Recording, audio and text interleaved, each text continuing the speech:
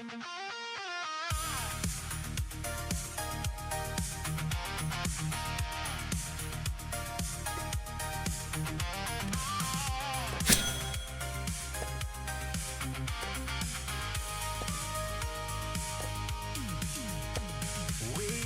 up early, get your ass to work. Punch in and punch out, your boss is a jerk. Paycheck to paycheck, just pay the tax. Keep your head on a swivel, can never relax. Just push those thoughts right out of your head. It all unravels if you pull this thread. Just be a good guy. Yeah, be a good guy. Have bread and circus. Play with your toys. Oh, it's been proven and history shown. Your life will be ruined. Leave the JQ alone. Just be a good guy. Have you seen the new trailer? It looks pretty neat. Now watch some sports ball 7 days a week. Talk to your doctor about another injection. Gotta buy the in thing to add to my collection. It all works together to feed your distraction. Never find your purpose and fuel your inaction. Just be a good guy. Yeah, be a good guy.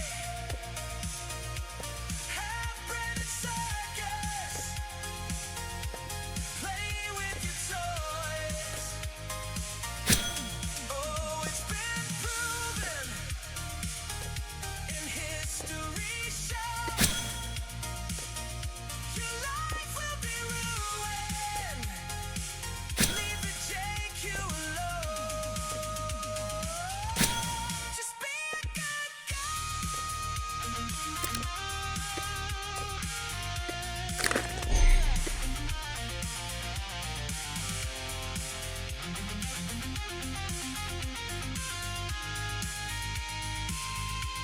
Who's pulling your strings? May I make a suggestion? It's better not to ponder on these kinds of questions. Just be a good guy. Yeah, be a good guy. Have bread and circus. Play with your toys. Just be a good guy. Yeah, be a good guy. Don't get on the list now. You must avoid. Oh, it's been proven in history.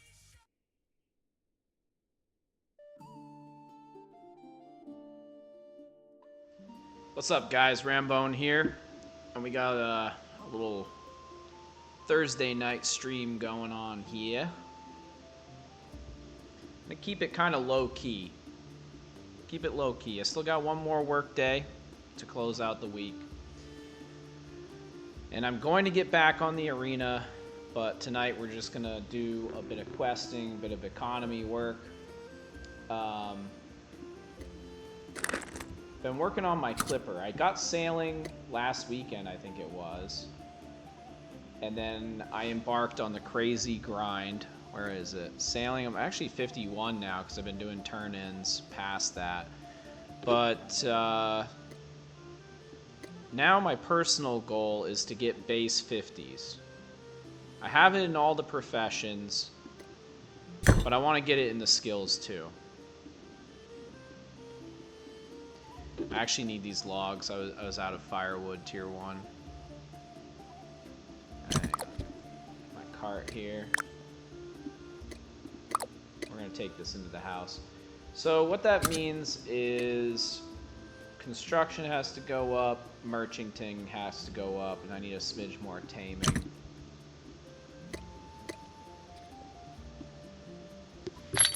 And then the clipper, man, I was so excited when I turned in all that stuff. It was, you know, like 500 T5 planks. I spent like 15,000 on boat parts. I bought some nails. Like, it was just really crazy investment. And then I turned it all in, and then there was another step where Swim wants another 30,000 coins. So I've been kind of posting stuff on the market. You know, I've been selling a lot of T5 cloth, T5 leather. It's not cheap, and people haven't been buying it super fast, but it's there. I probably have 50 to 100,000 worth of stuff on the market right now. And then I've got probably well over $1 million in my house. So it's like I'm cash broke, but I'll have that clipper soon. I made this 19K just kind of casually at work today, so I'm sure it won't be too much longer before I get the 30K.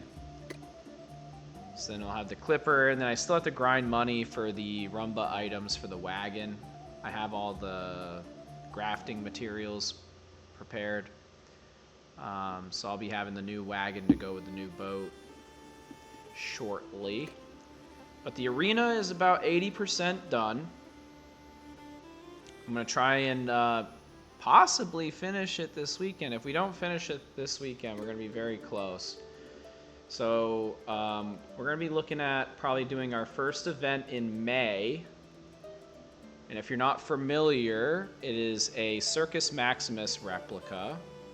So we're going to be doing gladiator duels. We're going to be doing mount races. We're going to be doing fashion contests. We're going to do some live auctions. It's going to be a good time. You're going to come hang out. Even if you don't want to do any of the events, you know, it's just good to take a break from pushing your claim up to the next level. You know, come hang out, be social. It's a damn MMO, you know. So we're gonna have a spot. We're gonna have a spot here very soon. Very soon. It's the Thunderdome, by the way, in Region 18. Vassal to the Istanbul Frog Empire. Just got a depot real quick, you know? You know how it is when you got a depot. Like, this goes here, and this goes here, and this goes here. And then this guy, it goes like this, and it goes like this, and it goes like this. Taming. I got so many of these damn owls. Alright, we're putting the rares away. I do have the metal research done for my claim. I'll tell you that. I'm still claim 3 because it hasn't really been a priority. My priority has been personal progression and arena.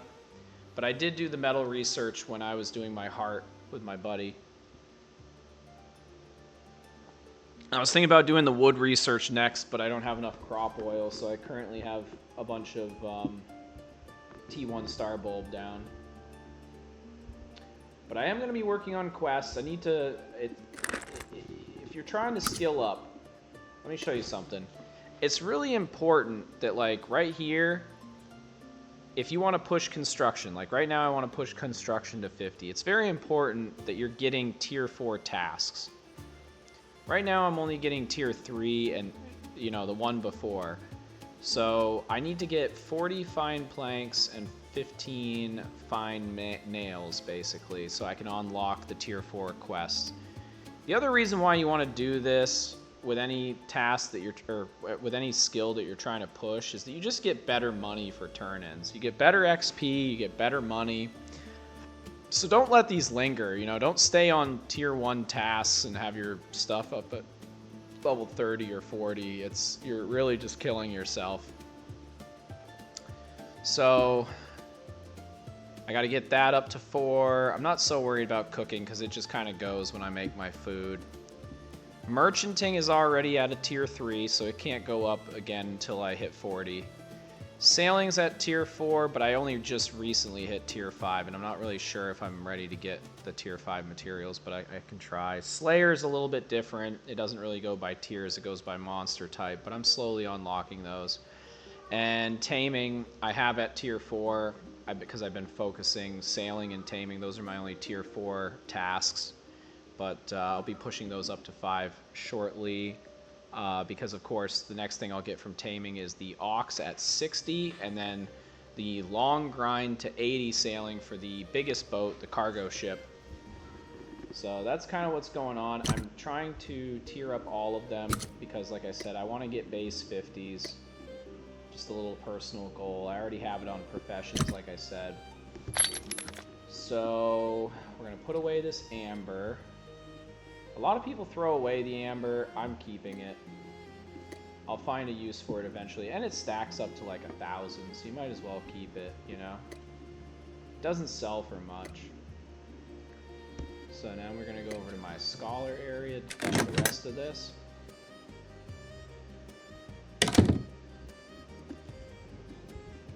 I really like how they set up the town here in Istanbul, Frog.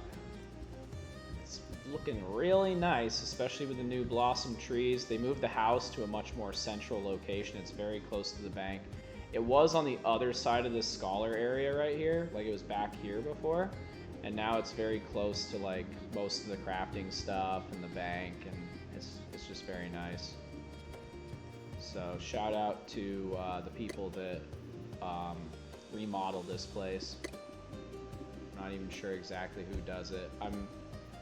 I'm not in the inner circle of the Empire. I'm just a weird guy that, you know, is that hangs out.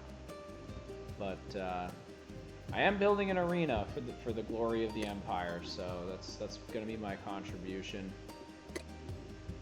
I almost have a cap on damn tree sap. I'm gonna have to start throwing tree sap away. 1,000 is pretty good. Let's see if anyone bought any of my high-priced leather and cloth here. What do we got? 400 bucks. Not the best. Yeah, prices might have to come down. Let me take a look at my orders, actually. You can see I'm selling all kinds of stuff. But it's good to check in and like see what other people are selling and make sure that you're a competitive price. Like I'm selling leather for 400 a piece. I'm the only one selling it. That's generally what it's been selling for, but that's still a little high for a lot of people. But you know, if you need it for like a tool upgrade or a gear upgrade and you're only buying like 2 pieces, 800 gold isn't that bad to like help you upgrade your gear. Yeah, 800 gold. So we got fine cloth. That's the tier 4. Yeah, I've been kind of holding because there's like a support level here at 250 and it goes up to 300. I didn't really want to go below 216, and there's only 7 pieces, so there's not a lot of pressure at that price.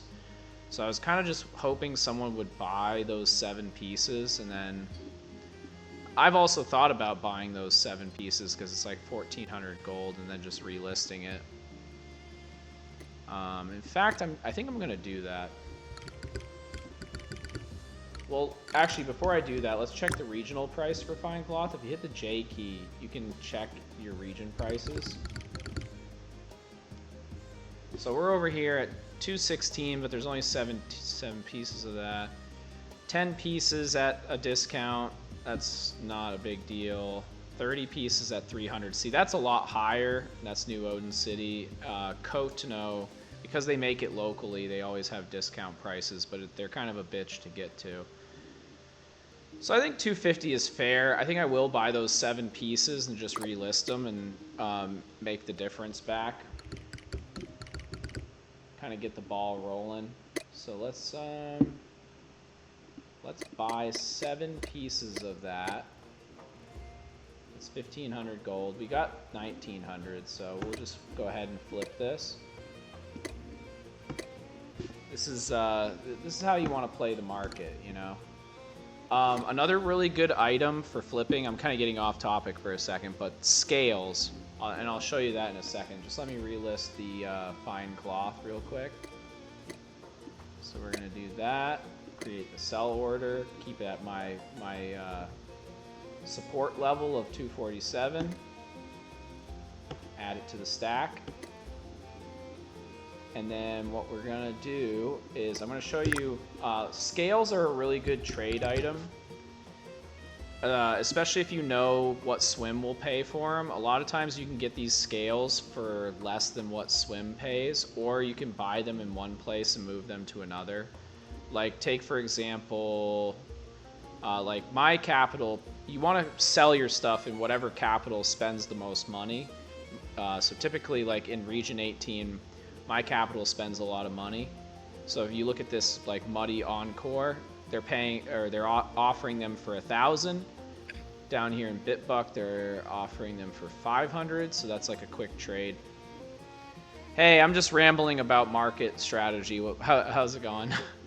Good. I just got in here, so I didn't hear much.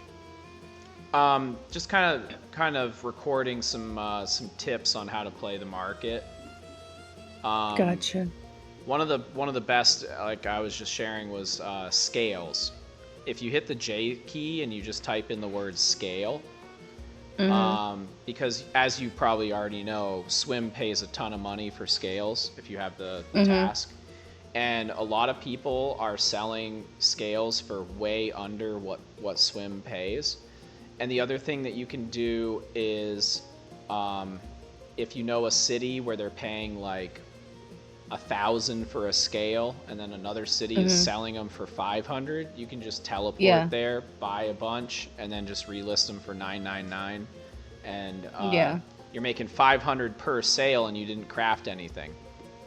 Right. So it just costs teleport energy. So whenever my teleport energy is hovering around 100, I try to find stuff to buy and then just move it, typically back to my capital, but for any region, you just kind of want to figure out which city generally has the high prices, and then just sell your stuff there. You know, buy it from a cheap neighborhood and then move it up. But scales are just very easy, you know, because like Swim pays a lot for them. They give a lot of XP. Everybody likes sailing, so you know they're gonna move if you have a fair price.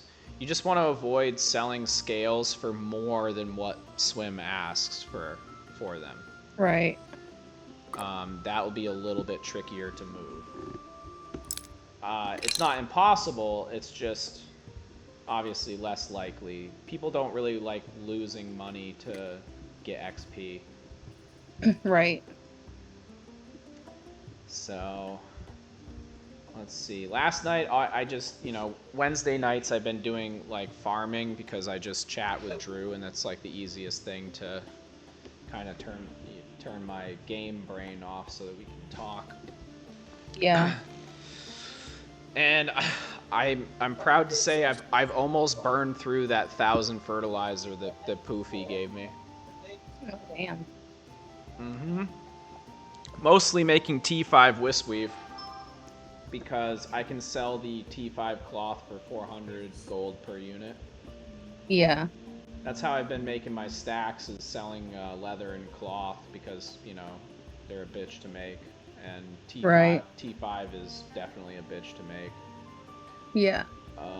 But if you buy fertilizer from somebody, it's not that bad. You get a good price. Yeah.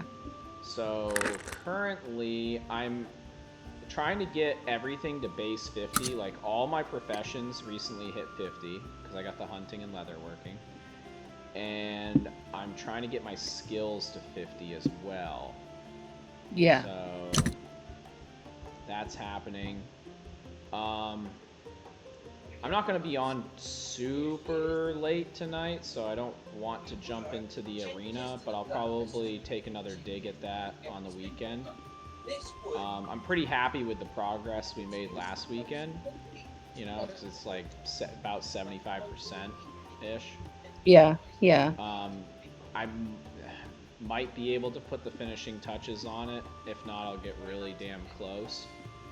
So, that's that. I did make the leather bag, so I have all 3 sets now. Hell yeah. Yeah. The only thing that's a bitch is I have to manually move my ring over. because it doesn't. Oh. It's not like the weapon. The weapon and the heart are the only things that shift between all 3 sets. So I have to like either buy another ring, craft another ring, or just manually on-equip it, switch my set, and then re-equip it, which is not a huge Yeah. deal. Yeah. You know, I still have like the combat amulet that will, you know, hot swap if I get into combat. Right.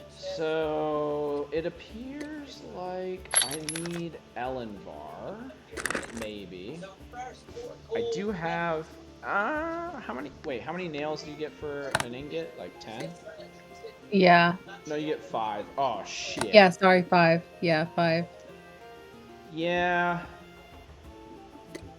I need more Elenvar. I could buy it off the auction house, but I'm saving my money for Clipper.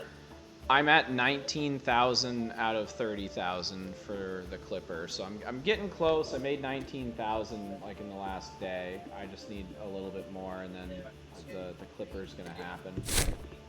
Yeah. But I got a spot over here. This Drakenstall. Drakenstall is the spot for Elenvar. Draken. Nice. Also, I was curious earlier today at work. I wanted to learn a little bit of German, so I was like searching like what does "bucht" mean? You know, because like the Germans have their capital called Bitbucht, and a Bucht in German, which is Bucht, is a bay. So it's kind of like Boombox Bay, but they're bit bay is basically what that is in German. Gotcha. Make sure I have food. I have food. And then their empire is called Die Erbauer. And so I searched. I know that DIE, which is pronounced D, means the. Yeah. But I don't know what Erbauer means. So I searched that, and it means builder or constructor. So their empire is just literally just called the Builder. Nice. And their capital is Bitbay. They are on the ocean, so see if I have any blue shit hanging out in here. Not much. But there. What's nice about this Drakenstall is that it has a mine right in front of it. A little blue mine. Oh, dicks. Oh, the path doesn't... What the fuck? The path doesn't have, like, a ramp. That's crazy. Whatever. I'll have to do the little transfer cheat. What's going on, guys? Hey, how's it going? I'm good. How are you guys doing? I'm How are doing you? pretty good. You know, it's a Thursday, so you know, got one more wake up before the weekend, and I was just sharing a bit of economic tips for Bitcraft. You know, the economy is very vast, and it can seem a little treacherous at times because, as you've noticed, there's a lot of items that just don't pay very well. So I'm kind of offering a little bit of insight on, you know, easy ways to make big money.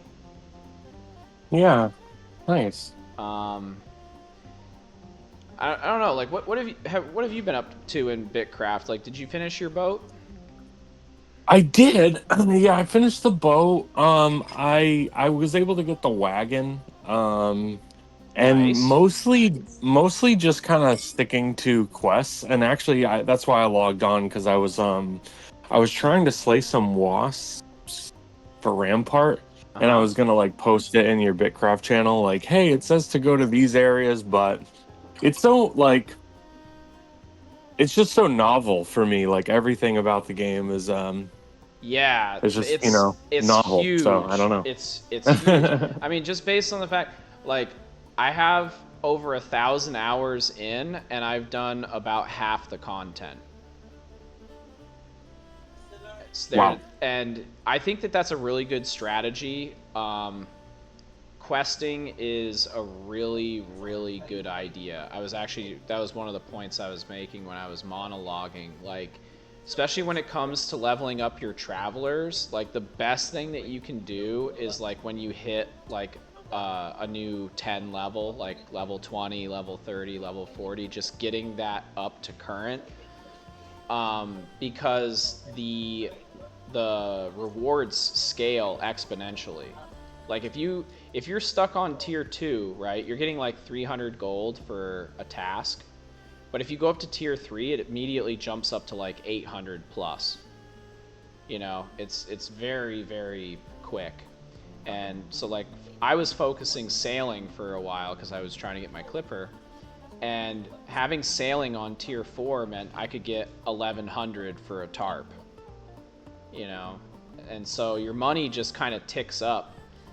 Wow. If you get to even tier 4 tasks, you're making really good money. Like one of the milestones I recommend for everyone is getting rare gear, because if you're kind of playing in a smart way, you can get full rares. And I mean, this is me being a crazy person doing every profession, but if you're just doing like a couple professions, like rare gear is not that bad because it's about 10,000 for a tool, which sounds like a lot if you don't have a good money making method, but like I kind of share, you know, my litmus test for a good money making method is like something where you're making close to 10k per hour. So you're just getting a rare like basically every hour, and Mm-hmm. that's basically your best bang for the buck. I mean, obviously you do full on commons first, and then, but it's like instead of trying to buy like one epic, because epics are usually around like 100k, you're better off getting like 10 rares for the same price, you know? Sure. So I recently hit rares on every single item that you can equip, and that makes your output pretty wild. You're kind of getting diminishing returns on spending money on your gear, like pretty vastly after rare. So I'm not in any kind of rush to obviously get full epics because that's 100k per slot. But I think that rushing rares is a really good idea because you could realistically get it after like a month or two, and it really just like jacks your character up.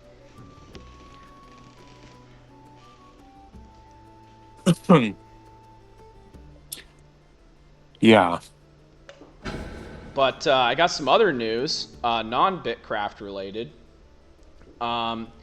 James managed to pull out an upset victory on me to secure the $100 purse.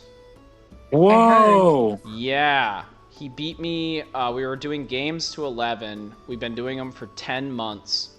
You know, for those just coming in, the wager was James, a novice at ping pong, would have to beat me, a more veteran player, one time before the end of 12 months. Otherwise, it was $100, you know, either way. But with 2 months left on the clock, he managed to squeeze out an 11-9 victory. Wow. He played a fantastic game.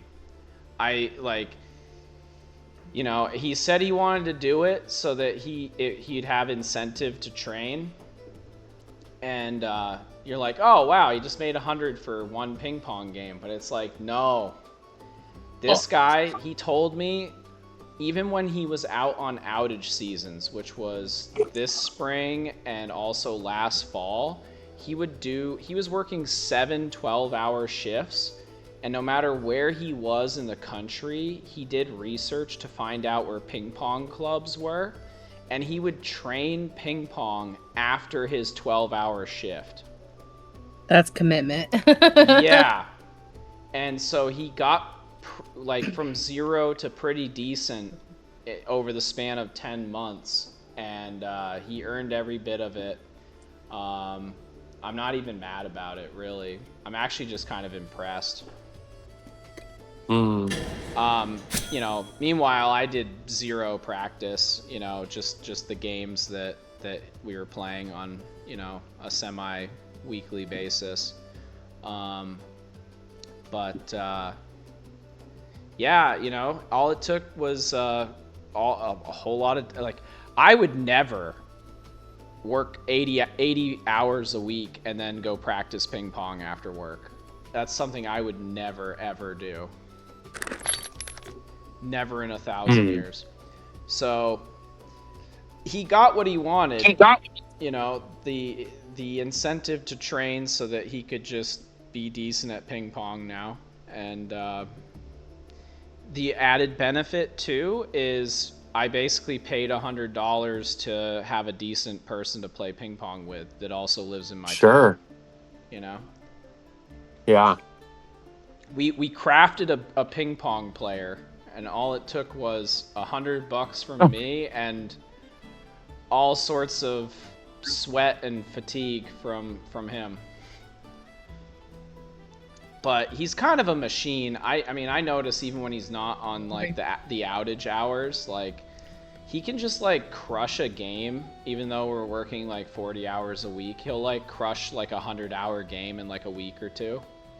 Like it's no big deal. So he just has so much energy,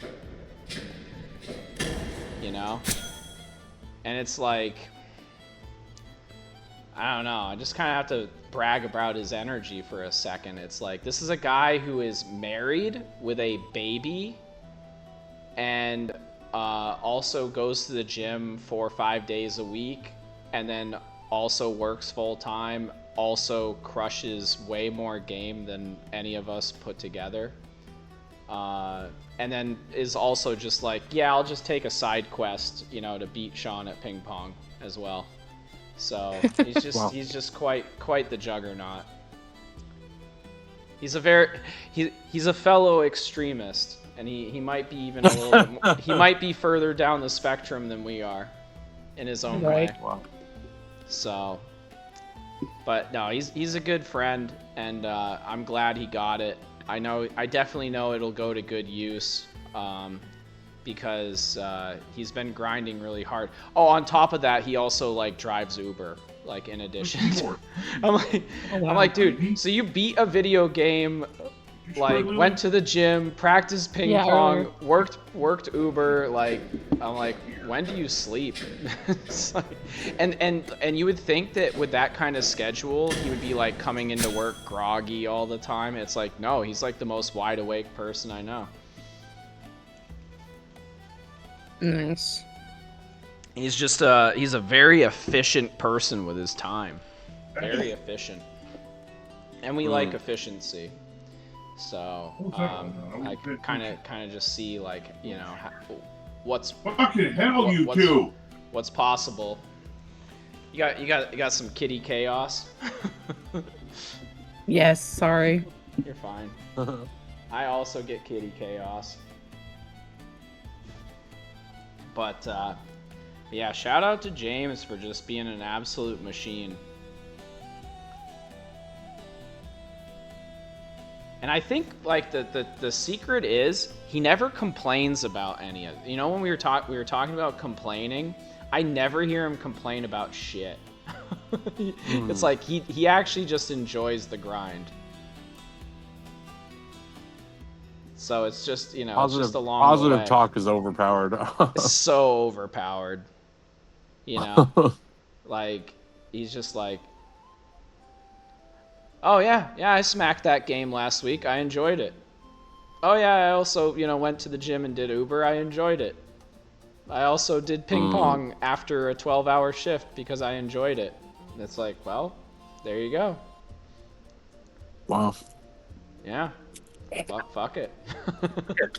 It's maybe I also paid $100 to be inspired. You know, and that's the thing. It's like there's at least 1,000 different ways that I've spent $100 that got me essentially nothing. So, so, Also, let's be real. Like with the rapid inflation, like 50 or $100 is like the new $50. So, what are we talking? That's like 5 lunches. Hmm. Which, by the way, that's like my own little personal hack for like seeing through the nominal value of money. Is I just equate like, well, how many lunches is that? You know. Let's not talk about dollars. Let's talk about lunches. Like that's the real Mm, currency, you know? that is true. And I don't mean like, a McDouble from the drive-through. I mean like a proper lunch where you get whatever you want plus a drink. That's about $20 these days. So, yeah, $100 is really 5 lunches.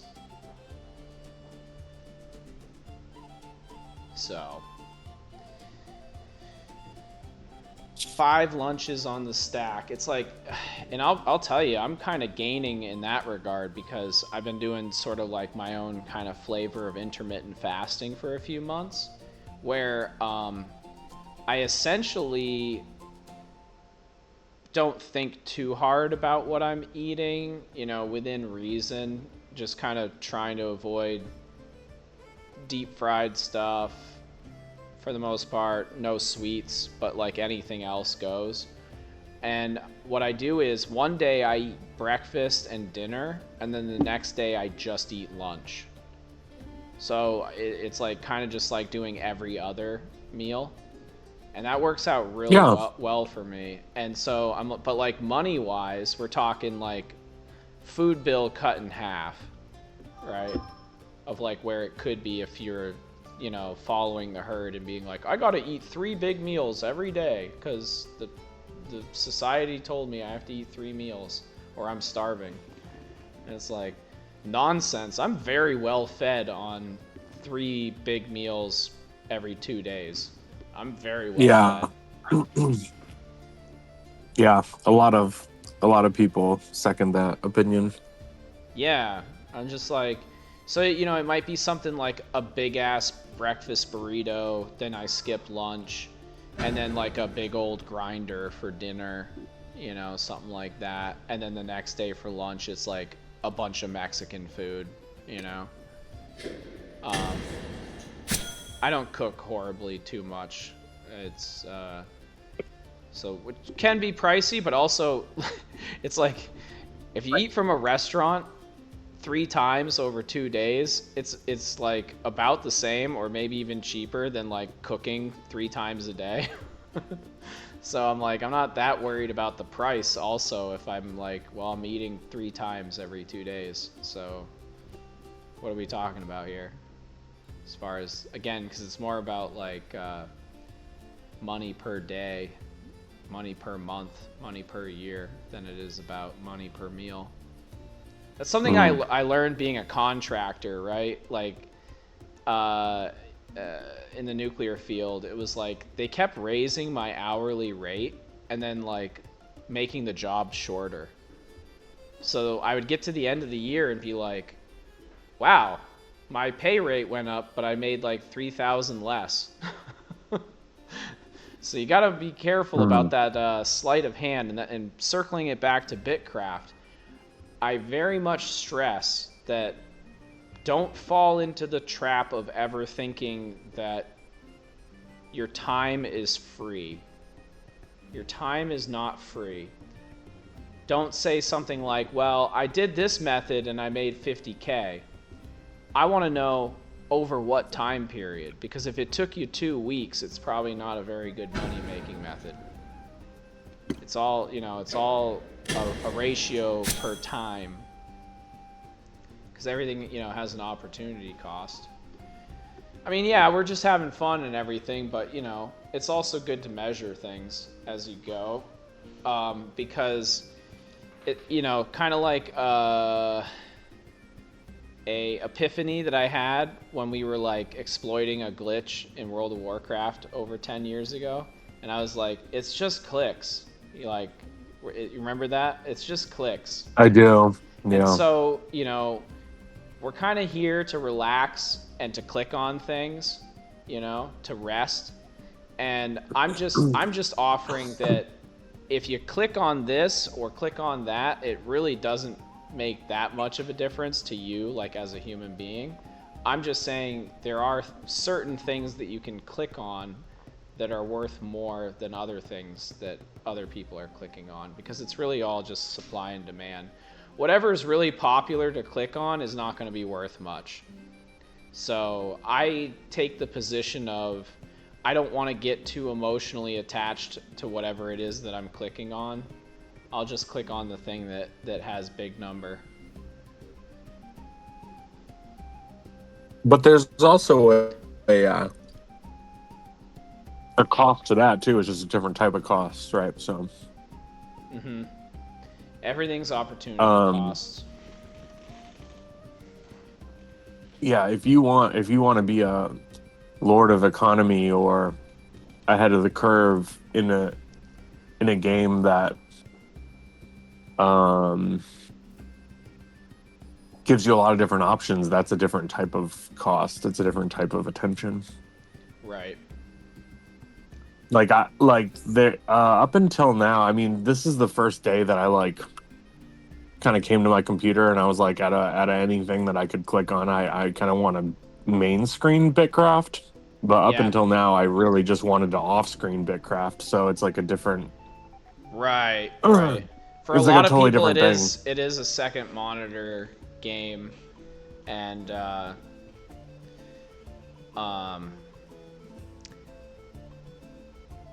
I really kind of enjoy the slow pace, because, you know, it's thinking about the question of like, for what? You know, I'm playing a game for what, right? And I would say at least on work days, you know, come home after work, I'm like, it needs to be for relaxation. And I know for a fact I'm not relaxing if it's like if I'm playing Bitcraft in addition to something that's more active. I know for a fact that's not relaxing. So, but you know, it is a game that has a lot of variety. Like if you choose to hunt, for example, hunting is actually, to do it properly, is very APM intensive, because it comes with Slayer. And if you like to hunt quickly, you actually don't just like click on the mob and then like let your mount auto follow it. You actually like want to corral the mob, the hunting mob. Like if there's like 4 of them, you're kind of like herding them like a cowboy, like into each other. So you're like circling around and you're constantly, you know, adjusting your movement. And then like a jackal attacks you, so you have to dismount and fight that. Maybe you swap your gear set, you know. So like I think hunting / like slaying while hunting is pretty high APM as far comparatively to other things in Bitcraft, versus, you know, something like mining or sailing or mining or fishing is like pretty AFK. But like everything kind of like falls on a spectrum, and that's one of the things I like about it, is like whatever speed you want to go at, you can just pick, you know, a different thing to do. But one thing I've noticed is because of the supply and demand nature of the game, the high APM methods do pay way more. And because again, it comes down to clicks. How much do you want to click? How much do you want to pay attention?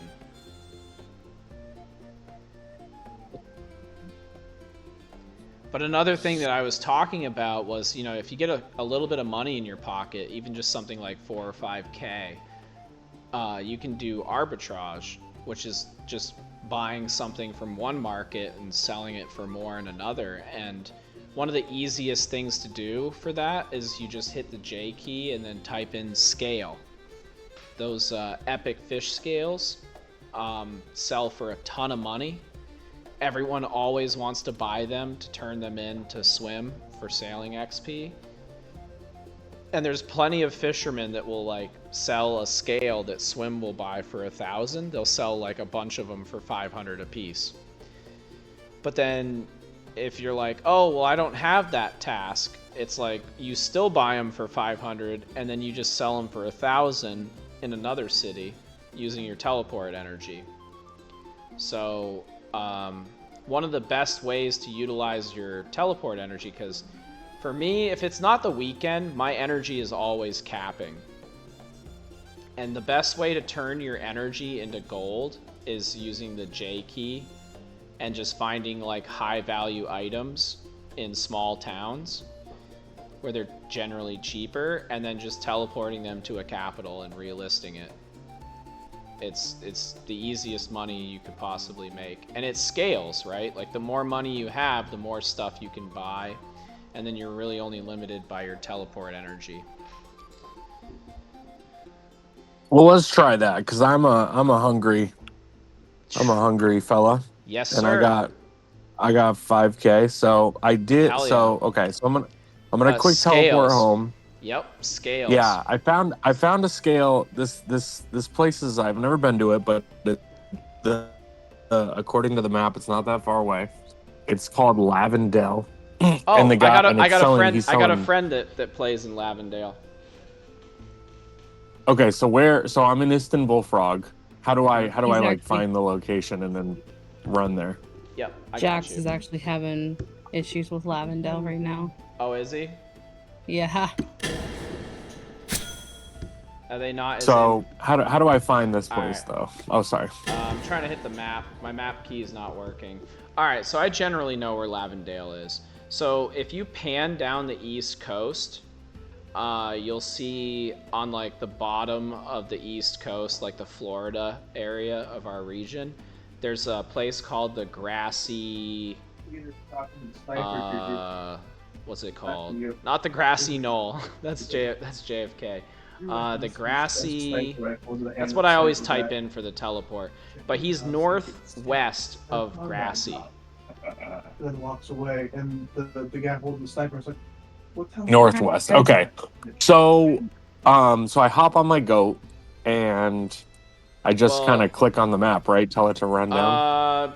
It would probably be faster should to boat? sail down the coast. Yeah. Okay. There are some decent roads that head down to like Bitbuct or maybe even Boombox, but then you're gonna run into a lot of chop after that. So, but as you go down the coast for long term, make a quick pit stop at Bitbuct, because they are the #1 city now. They just surpassed, at least for tier progression. I sell a lot of things in Bitbuct. Your best selling places are Istanbul, Bitbuct, which is the Germans. I recently just learned today, I looked it up. Bitbuct means Bit Bay. So that's the German term. They're all German speakers there. Very pretty looking city. But then you have Boombox, which I think is French people. They're a little bit south of that. Maybe a little inland. But then the last one is all the way up in the northeast. New Odin City is also a big trade hub on that side of the map. It's a bit more expensive to teleport over there, but they got some real high rollers over there, so sometimes it's worth spending like 20 energy to pop over there for a deal. But yeah, but you said you checked the price, right? Like they got cheap scales there in Lavendale compared to the Istanbul price. Yeah. Because that's like the real like using your home teleport, right? Because that only costs 1 energy. It's like finding a cheap town to buy something and then just home teleporting back is like just easy money. Wow. Yeah, I was thinking of keeping it myself to turn it in. Oh yeah, that's fine yeah, too. But like that's if you're buying like multiples. But if it's something that it depends on your tier of task, right? So like for example, for me, I've got my swim on tier 4, which means he'll only ask for 3s and 4s for scales. So that means like scales 1 and 2, I'm only buying them to resell. But like scales are just crazy because there's like a huge markup on it. The difference between a cheap one and an expensive one is really big. And sailing is obviously like the most in-demand traveler skill.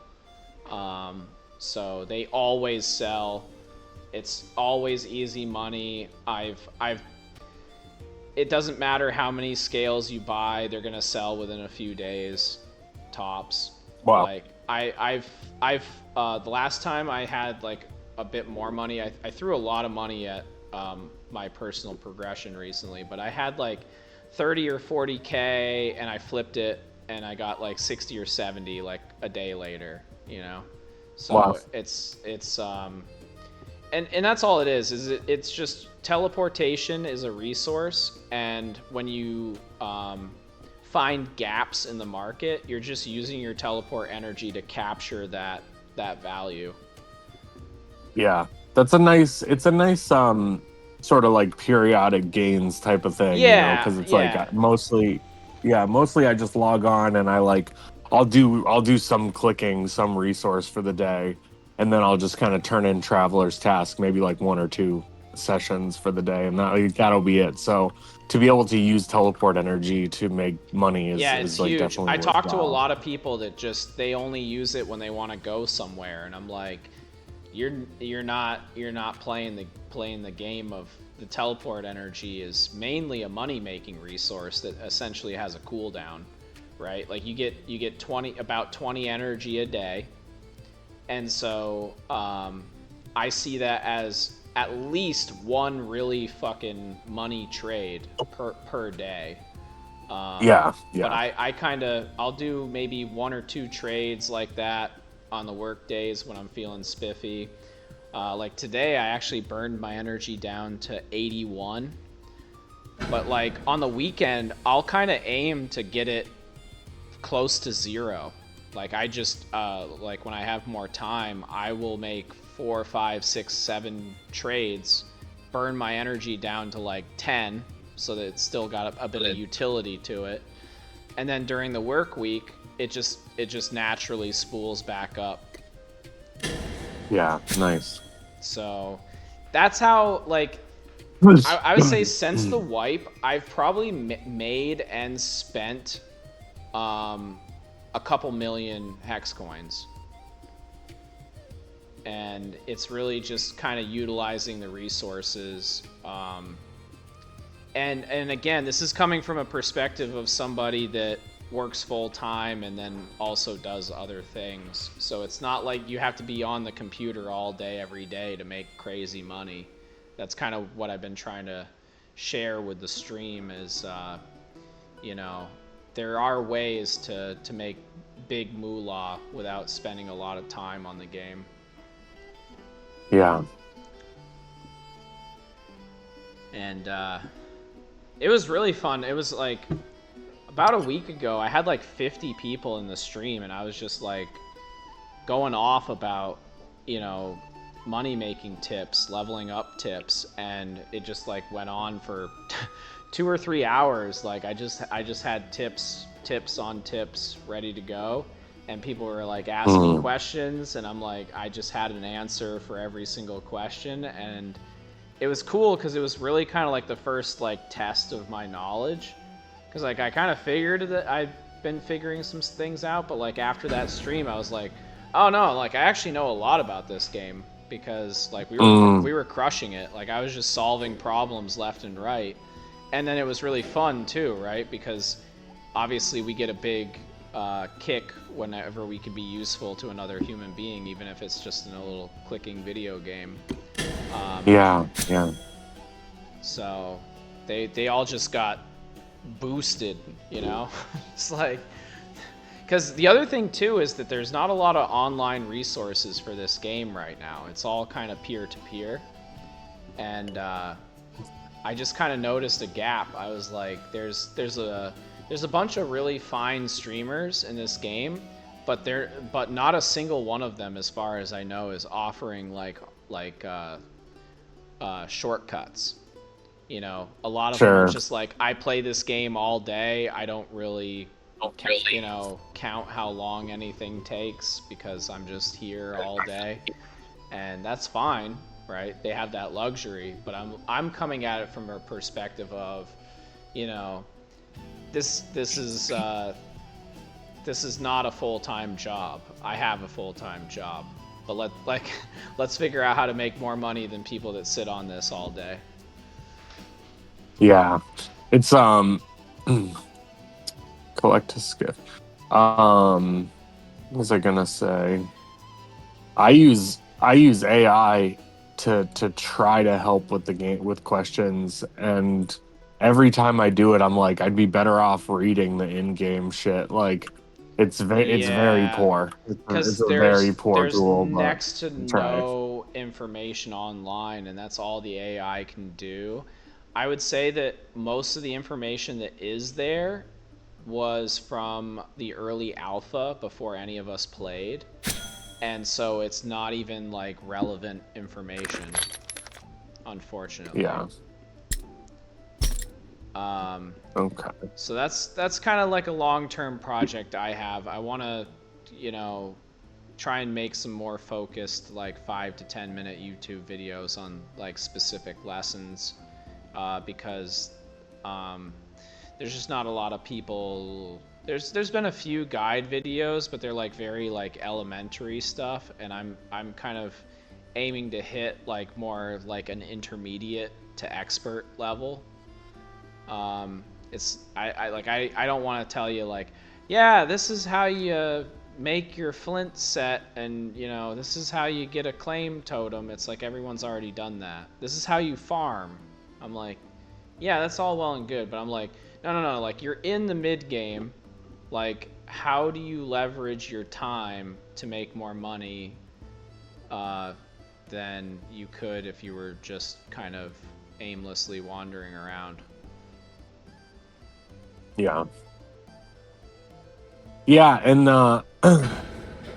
it's funny, like the dichotomy of it a little bit too, right? Because we're like playing a slow game, but then we're like, yeah, but how do we speed it up? But I that's wouldn't the say nature of speed it shit, you up. know? It's more because uh, I'm a Civilization player, and I view this game as being very similar to Civilization. It's Civilization if you were just one worker rather than the God King Emperor. Now, some people do play that role, right? Obviously there's people in this game that, you know, they are emperors, so their experience is a lot more one-to-one, like playing Civilization. But you know, the key to Civilization is always trying to be on the right side of opportunity cost. It's basically just a big like economics simulator, and I love it because like it has nothing to do with APM because it's a turn-based game. It has everything to do with just economic choices. So it's just economics PvP, and I think this game is very similar. It's you know, to coin a term, or to use a term that my buddy Tyler coined. He's the greatest gold farmer I've ever known. He calls the markets brutal auction house PvP. Mm. Because with all markets, and this is the true for real life markets, whether it's crypto or stocks, it is inherently a competition. Like, it kind of seems to be sort of cooperative, but within that cooperation, it's inherently competitive. Like, if there's going to be winners, there has to be losers. Mm-hmm. And um, that's kind of the thing. And you know, I'm still trying to get through to some of my friends that are excellent gold farmers that that imaginary economy is almost exactly the same mechanics as the imaginary economy that we deal with, in this matrix. And so I'm like trying to share the good news. I'm like, dude, if you already figured out how to grind gold, you actually don't have money problems. You really don't. I'm like, if you can make gold on an auction house in a game like World of Warcraft or Final Fantasy or Guild Wars or whatever, then you already know how to make money. It's just translating. You just have to kind of stop looking at stocks like they're like weird aliens and just think of them as being like ores and planks and bricks, because it is still just pixels on a screen. Like when I had that like awakening, a little over 5 years ago, I was like, oh, it's all just play money, and it literally plays the same as WoW. So if like you can make decent money in a MMO, it's the exact, because that's what they're copying. It's the exact. There's really like no difference other than your own emotions.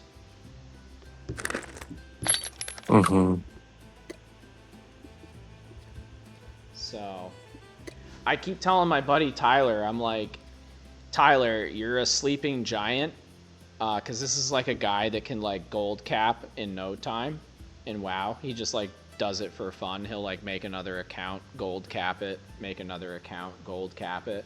I'm like, if you took what you have learned there and just move over to the real life fake money markets, I'm like, you would be one of the greatest that ever did it.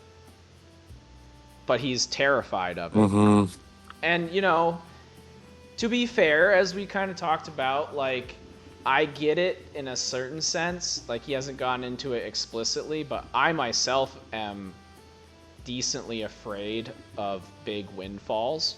I'm more interested in, like, slow gains, because giant windfalls are now something to contend with. And it's like it's its own obstacle. As Biggie says, more money, more problems. So so it's like, we definitely don't want to get lost in the sauce and try and figure out how to like get as rich as possible as quickly as possible. But we're in an ocean, and to like kind of keep up with the current, we do have to play the game a little bit. So I'm really just I'm in a good spot, because when I stop and I get really honest and like ask that question, like, for what, you're grinding Federal Reserve notes, like, for what? I'm like, I would just feel more comfortable if I was just slightly ahead of the curve, and then I remind myself, well, you are, so chill the fuck out. I just don't want to get caught in the whirlpool, if that's the game that we're playing. If we're all sea turtles and we don't want to just get yoinked down into the whirlpool. But, it's also not fully up to us. But if that is just the scenario that we find ourselves in, it's just try to go a little bit quicker than the current, and the current being the inflation. Because it keeps us in motion. It keeps us engaged, which is kind of like part of the reason why we're down here, is for activity. So I just kind of see it as the economy is always trying to pull people down, and we have to push against the current a little bit to stay afloat. But by pushing against that current, right, like, it's like building a muscle, it's building a skill. And so we do grow as a result of work or trade, or whatever you want to call it. We do grow just due to the resistance. Yeah.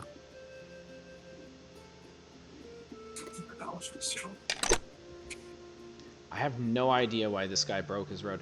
So yeah, so this little venture for you, like it will take a little bit of time to travel, but it's sort of like once you have that spot, you never have to get it again, you know? Sure. Yeah. It's like a progression thing, like exploring for teleports.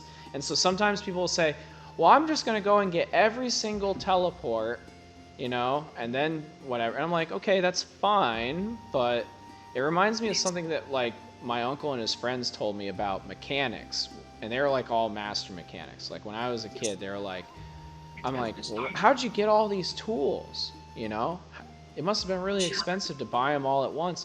And they're like, no, you don't buy them all at once. You see, you pick a project, right? And then you just buy the minimum tools that are required to do that one project, and that's it. And then you move on to the next project, and you buy the minimum tools required for that, and eventually you have a bunch of tools. But like you don't just go out and buy every single tool because you might not use it. So that's just being kind of economical. And it's the same thing with Sure. teleports. So you don't have to go out and get 40 teleports. You're like, I'm going to make this one trade. I'm going to go out and get the whatever, like 2 or 3 teleports that are along that route. And then next time it might be completely different. But after you do that 2, 3, 4 times, you're like, oh, now I have the flight points. And now that's, 2 minutes to make money. Yep. But Yeah, and oh, go ahead. go ahead. No, you're good. I was just gonna say it's a slow game too, so you sort of have to, at least in my opinion, like approach Bitcraft as like piece by piece, you know. So Yeah. I hopped into the call because I was like, I want to get these insect wings, but I don't know where to go. And so on my way to get this teleport, I found a drone, an insect wing. Yep. Um, and that's sort of the way you have to play the game to some extent, or at least Yeah, at my you time want to make expenditure. like little goals and then like medium goals, It's like and hopefully like the little goals support the medium goals and and then I have like one big large goal which is helpful like to make my arena. Hmm. My medium goal is sort of like my account progression. Like right now, I would like to have base 50 in everything, which I'm close to getting. Or I say something before, like I'd like to have rares in all slots. That's like a Yeah. medium term progression. It might take 1 or 2 months. But then when you actually sit down to play, like you have to do one thing. So that's sort of like your short term goal. And hopefully the short-term goals will support your medium-term goal, and hopefully your medium-term goals will support your one big goal. And that's kind of how I've set it up. I'm like right now I'm out getting blue metal because Bricko needs blue metal to tier up, and that's gonna get me closer to 50 in all stats, which is just going to help my overall economy, which means that later I can support a bigger arena and give out bigger prizes to people that come to the arena. Because that's really like why I'm doing any of this is like I just want to be rich enough to where I can just throw around good prizes to make a good event. Sure. So that's all. I'm trying to coax people out of, Bitcraft's sort of like a microcosm for the day-to-day life. Like people have their claims and like their groups that they're working with, and that's sort of like their job. And I'm trying to have like the concert that you go to like break up the rhythm. Hmm. So I feel like that's generally kind of the role of the streamers within the game is, yeah, a lot of them are just kind of driving their own company, but there's people that do events, you know, um, like I wanted to go to it, but I was going to brunch with my grandmother on Sunday. But on Sundays at 1 p.m. Eastern, there's a guy down in Region 9 that does like a big Slayer raid. And I've seen it a little bit before, but like he'll have like dozens and dozens of people just rush a dungeon together, and then they all just get like a ton of Slayer loot. And after they go around and hit the spots, sort of like a train, like a raid train, they all just get tons of money. They get like 50 to 100K, sometimes more, worth of drops, and they're all just hanging out together. And I'm like, that's a great event. It's a great event. So I Yeah. to join in on that, but 1 p.m. is a little dicey for me because that's kind of my Sunday brunch time. I usually either go out to brunch with friends or family at about noon, and I'm usually not actually like home and available until like after 2. So, but you know, back to what I was saying, that's generally I think like, you know, an objective that we should kind of aim for, like with streaming, is to like, you know, it's to provide entertainment, provide community. You know, it's a service at the end of the day. Yeah.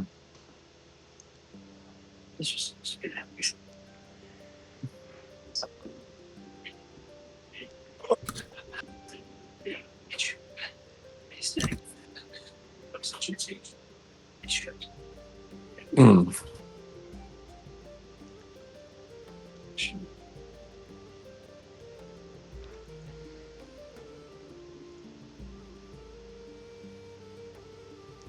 But yeah, super excited to check out some Warcraft 3 with you in the near future. I was kind of telling James about it today at work, and you know, because he's like super psyched. He kind of came to the same realization that like laddering in those kinds of games is like totally not fun, but just like, you know, playing with the bros is tons of fun. Yeah. You Yeah. know, Absolutely. just kind of like learning together, just sort of like as a unit instead of as an island. Yeah. Yeah. And there's not that many games. It's really like the only game where like I'm in this unique scenario where like there might be like 5, 6, 7, 8 dudes that I know that enjoy RTS, but we're all trash at Warcraft 3. So it's like it's a very like unique circumstance, and that's why I'm like trying to, you know, harvest it. Yeah. Yeah. Makes sense. So Yeah, I think if you know, remember we spoke about the grounding, like grounding activities, how like you can play WoW for 12 hours, but you can't play tennis for 12 hours. right, um, I often think that quality control, as opposed to just quantity control, is like always has to do with like people and relationships rather than, you know, because it's like in theory the laddering should be more fun because you can play whenever you want and there's no right, commitment in right. theory. In theory, but then it's not a grounded activity, so it becomes much more of a headache. So like quantity is up but quality is down. yes. um and it So that's kind of what seems, we're going for, is like less games but more quality experience. yeah, and it seems that, at least to me, looking at it from my vantage point, it seems that people are like a integral part of that, because if it's kind of like someone once said that the earth is in this place, or that we as a world are in this situation because we love we love things, and we use people instead of using things and loving people. Ah, And yeah. from like looking at it now with how I manage my own account, you might say, i.e., life, Yeah. I'm starting to like be like, yeah, I think that's actually a thing. Is like how we go about the activities and what we prioritize in the activities, because the when it comes to the human focus, it almost seems like you only get to prioritize one. Well, no, I mean literally, I guess, and mathematically you get to prioritize one top thing, but in practice everything else ends up getting forgotten. So we've all been in an experience where we like log on to StarCraft and we say, I'm going to focus on my macro. But give your mind, your ego 20 minutes and you'll be focusing on winning and losing and nothing else. You Yep. know? Like Yep. you're not going to be thinking about macro, no fucking way. Like Yeah. so you really only get to have one focal point. So if you make humans your focal point, then the rest kind of like fades to the background. If you make things your focal point, the rest will fade to the background. Yeah. And so it's very important what, at least for quality's sake, even for your own personal quality, it's very important what you put at number one, because number two is going to get forgotten real quick. Yeah. Dragged to the wayside. Yeah. Yeah. So, um, yeah, so that's kind of the thing. I'm like, and I'm glad, yeah, you brought up tennis there, because I'm like, essentially the way that we're kind of like going about, you know, uh, getting into a phase of Warcraft is that it's gonna be sort of like tennis, like a racket club, Mm. where it's like we're gonna kind of not necessarily all show up at the same time. It's like a loose association that will slowly kind of meld together, but just you know, literally just kind of being like a little RTS club in the same way that you would have like a racket club, and then just being like, we're all just regular people that just want to play the game, you know, and like learn together, instead of like, oh well, this is what the Grandmaster's doing and this is where I'm at in fucking Diamond Platinum League, and I queued Mm. 375 games last week, and like, as opposed to all that nonsense. It's more like tennis. Like, oh, I went and played my friend Fred in tennis last week. We played 2 or 3 games, and it was got a little bit of Yeah. got a little bit of skills. Worked on our skills a little bit, you know. So it's I don't know. It's kind of a radical experiment. It's a radical experiment. Like, why can't we just treat the RTS like it's tennis? Why not? Who s- who said Yeah, why not? who said we can't? So true. So true. And it's like, uh, the other way that I put it was because RTS is a lot like chess, right? If you're in a tournament hall and you're just slapping the timer, you're gonna go a little insane. You're gonna have to fight that.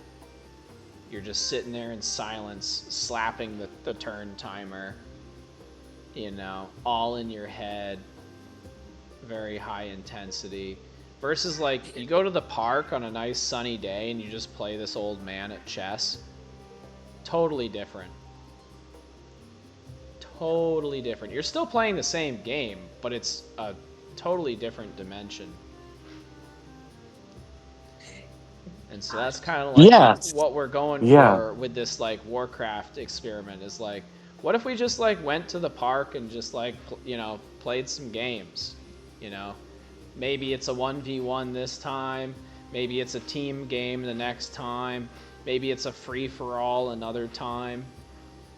You know, maybe next time it's not even any of that. It's like a custom mini game mode. You know, who cares? It's like, because it's like, again, back to for what? And it's like to hang out with people, to test our skills a little bit, and really just, you know, to have an activity. It's like it's an activity rather than just a time sink. Yeah.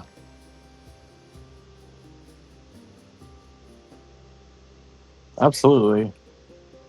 Yeah. And really, it's, you know, as much praise as I have for StarCraft 2 and its like masterful design, I have just as much praise for Warcraft 3. It's you know, I won't even say which one's better. They're just different.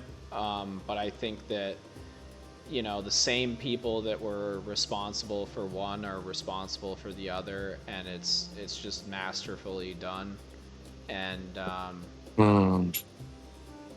really, like, they made those games. Warcraft 3 was like, I don't know, like 2003, and then StarCraft 2 was like 2009, 2010, and then there was just nothing for like 10 years. And I will say that, like, Age of Empires 4, just mathematically, it is the top RTS right now, and I am comfortable saying that they picked up right where StarCraft 2 left off, and they made an absolutely incredible macro-style game, and they really pushed the genre forward, and I think they do deserve to be the world's top RTS. And that's really hard to do when, like, the monopoly on that was just like these Gen X dudes that worked at Blizzard a while ago. So it was very difficult to, like, not be those guys, probably be like millennials, and then like figure out, like, how do you beat StarCraft 2? It's like I'm just very impressed. So you know, they deserve it. But like I said, and I'll keep saying it, as soon as Age of Empires 4 cools off just a little bit, those same young bucks, those mavericks that did Age of Empires 4, old Bill Gates is going to be like, all right, guys, time to do the thing. Make Warcraft 4. Time to do it. That's why I bought Blizzard. I bought Blizzard so that you could make Warcraft 4. We'll put Age of Empire on cooldown. You know, Age of Empire 5 will come out. It might take 10 years. We'll come back to that later. But the people, the RTS people, they yearn for Warcraft 4. It's its turn. And likewise, I'm saying it right now, there will be a StarCraft 3, but it will not happen before Warcraft 4. There will be a StarCraft 3. It's going to happen. And the thing is, StarCraft 3, it's going to be up to the Zoomers to make that one. It was up to the millennials to do it. They had to revitalize Age of Empire, and it's going to be also their job to revitalize Warcraft. But it's going to be up to the Zoomers to revitalize StarCraft 3. Like, your swing. And I have more faith in, like, the up-and-comers, the youngsters, pushing RTS forward than I do probably in any other area of gaming. I just have a feeling. I know it's gonna happen.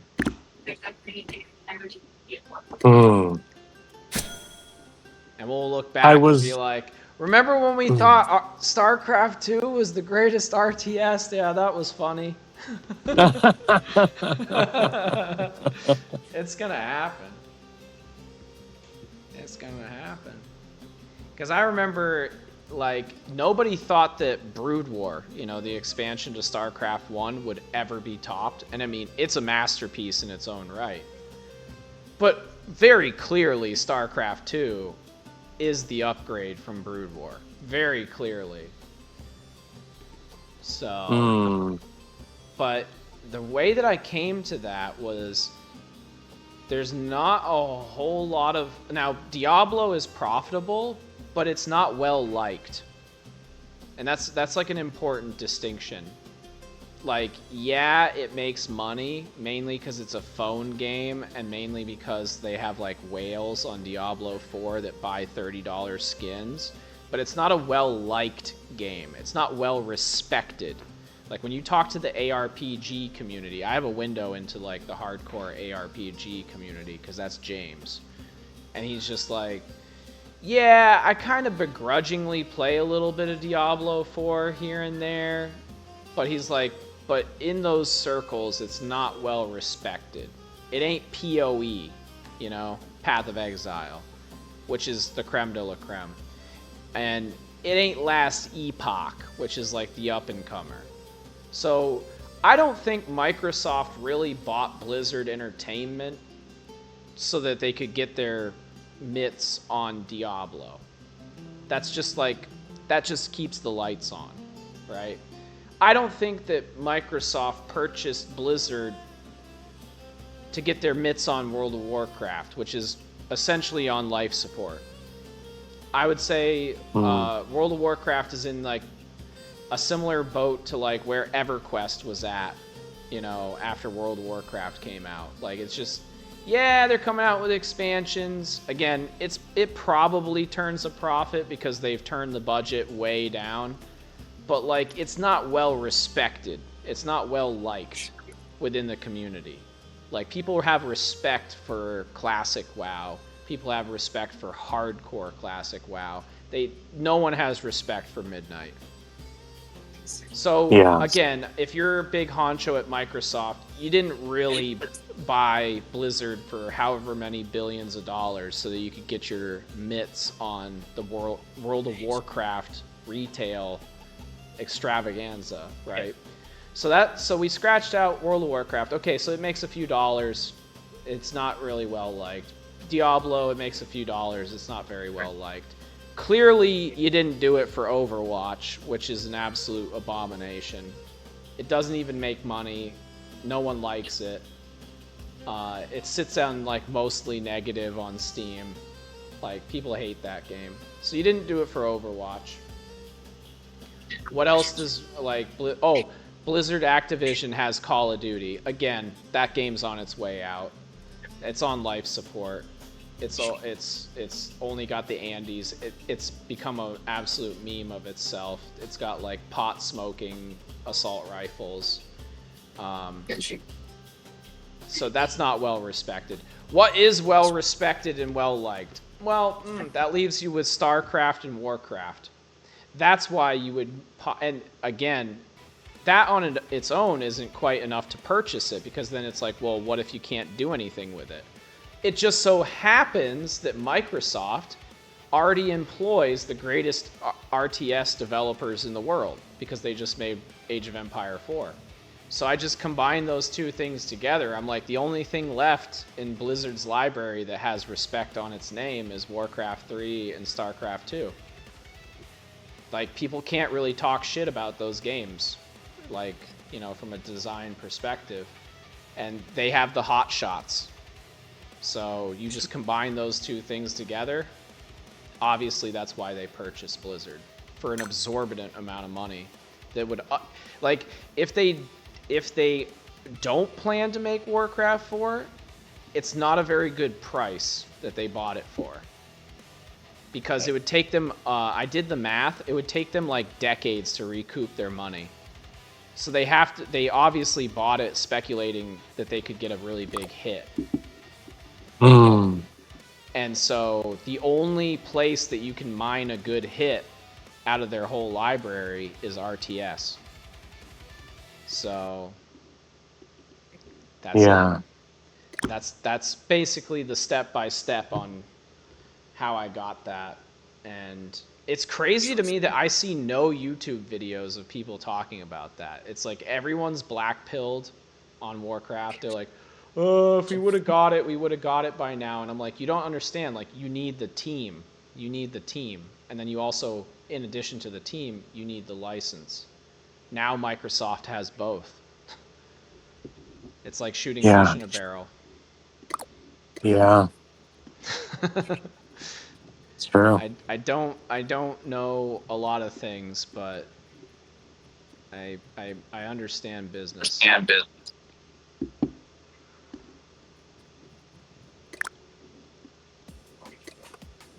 Um. Yeah. I met this person, Melanor. They walked up to me in this place, and they're asking me about tarot cards. So we're having a nice friendly conversation in Bitcraft. Nice way to change Oh, nice. the normal Nice. gameplay. Sort of. Yep, and you're a wealth of knowledge on tarot cards. I do know a lot about it. Yeah. It's a great conversation with this fellow. He's really sweet. We always get better at that which we invest our attention in. So, a small amount of investment on my part to learn the language helps me translate the messages coming in. Yeah.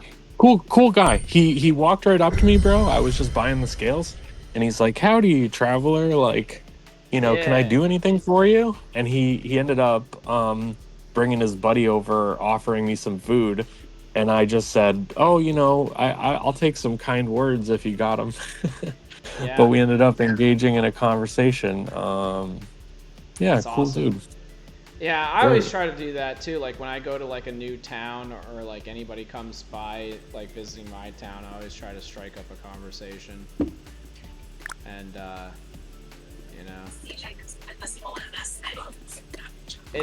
I like what this one guy said. He said MMOs used to be chat rooms with a little bit of a game attached to it.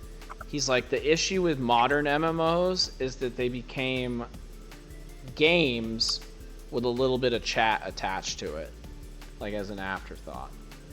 But he was like, but if we're gonna get back to like the 90s mindset, when everyone was more social, everyone that is old enough to remember the 90s knows that everyone was way more social in the 90s. So obviously the early MMOs in the 90s were like mostly about hanging out and like making new friends. And then there was just like a slow game attached to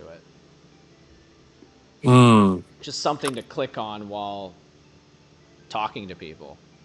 And that's why I'm so excited about Monsters and Memories, because that is the game. And I'm slowly trying to convert James to the slow game side of the force, because he's such a power gamer. This is like a guy that like, if he touches Diablo, he's top of the ladder. If he touches PoE, he's top of the ladder. If he touches this, that, the other thing. But he told me recently, I think it was today or yesterday, he was like, I think I'm starting to feel a little old. I think I'm starting to feel like I can't keep up. And I was like, and you don't have to. That super rat race mindset, I was like, it's a young man's game. Like, leave that to the 20-year-olds. It's fine. It's okay to say like, that's fine, but not for me. And I was like, it might not be soon. I was like, but eventually you'll see it the way that I see it. Because he's always like flabbergasted that I enjoy my slow games. He's like, but how? And I'm like, I used to enjoy the really fast ones. Make no mistake. I wasn't always like this. But I'm like, give it some time. You'll see. You'll become a gamer boomer just like me. It might just happen a little bit differently or happen a little bit but we all have to become gamer boomers eventually. Yeah, it's true.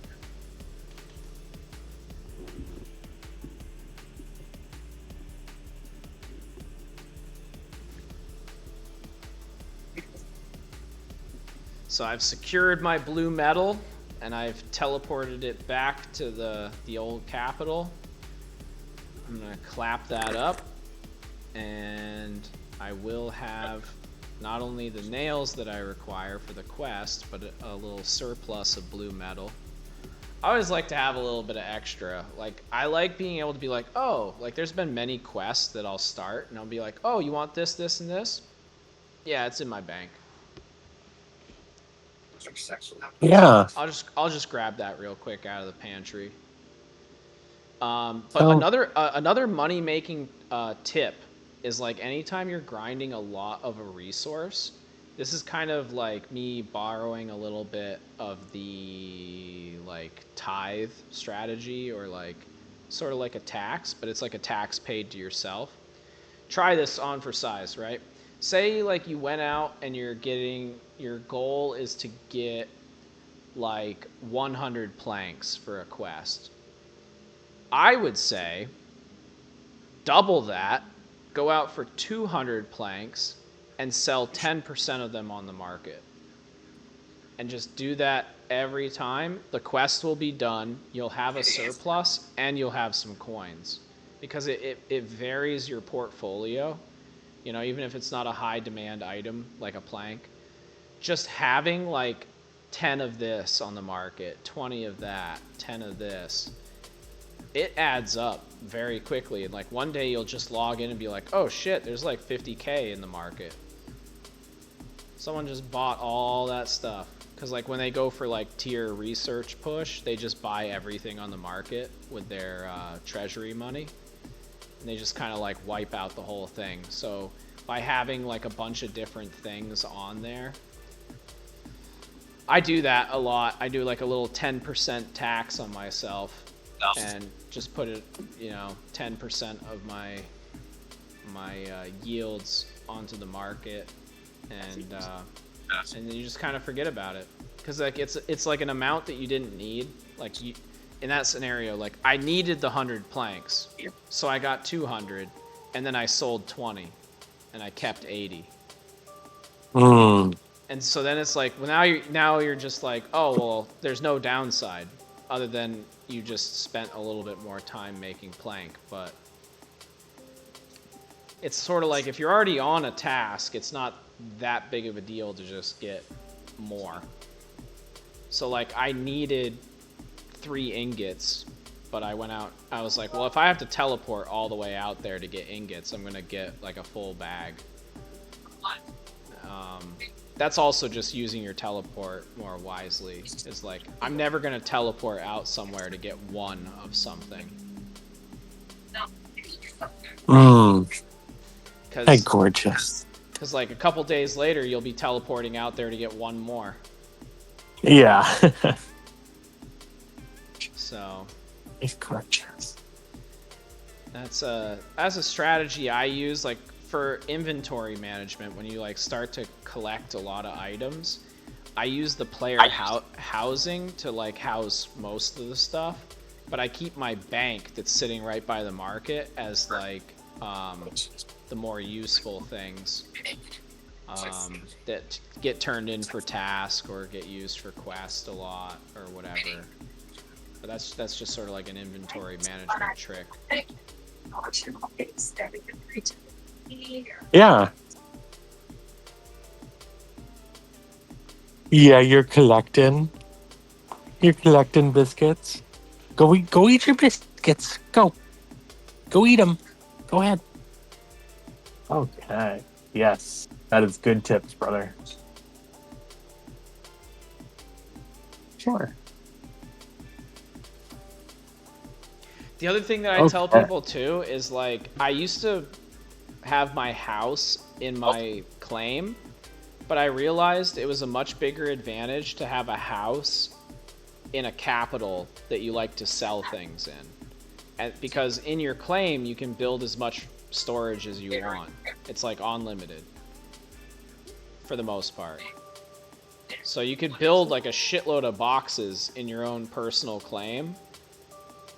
But if you don't have a house in the capital, you can't store things for market. So that's my new kind of uh, unintuitive tip is build a house in a city and then just build storage boxes in your little rural claim.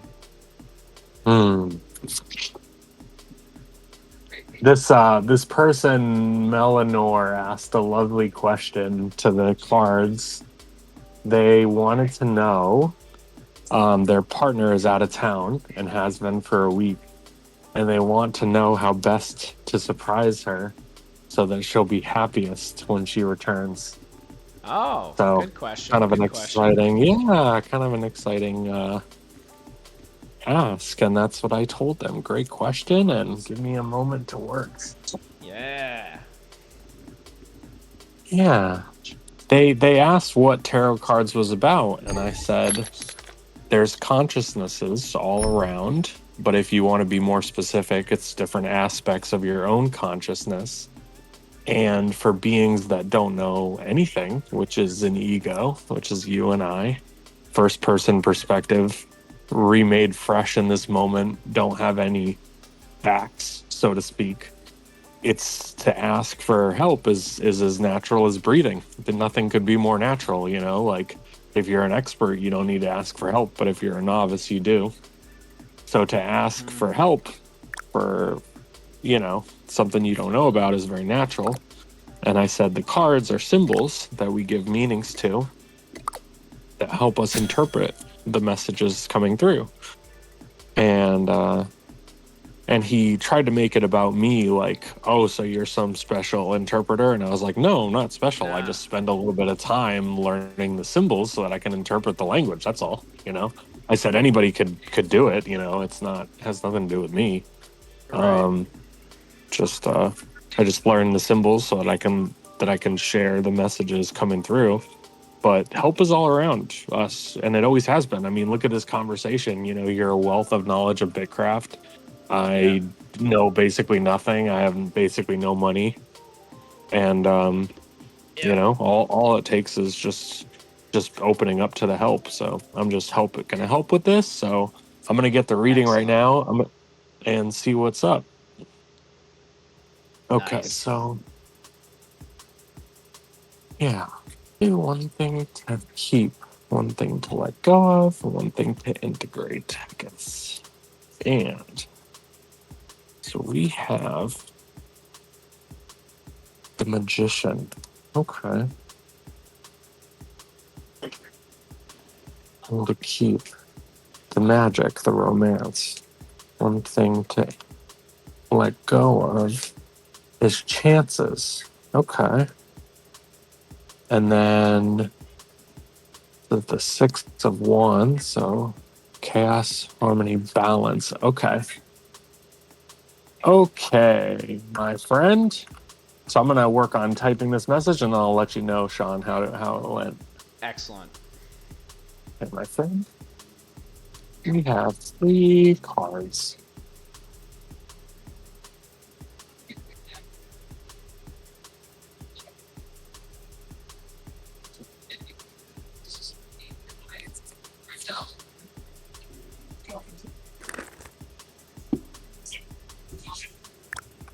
First, suggest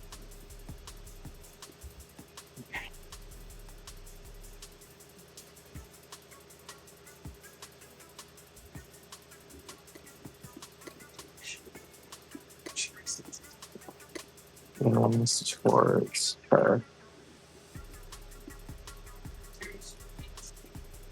Something.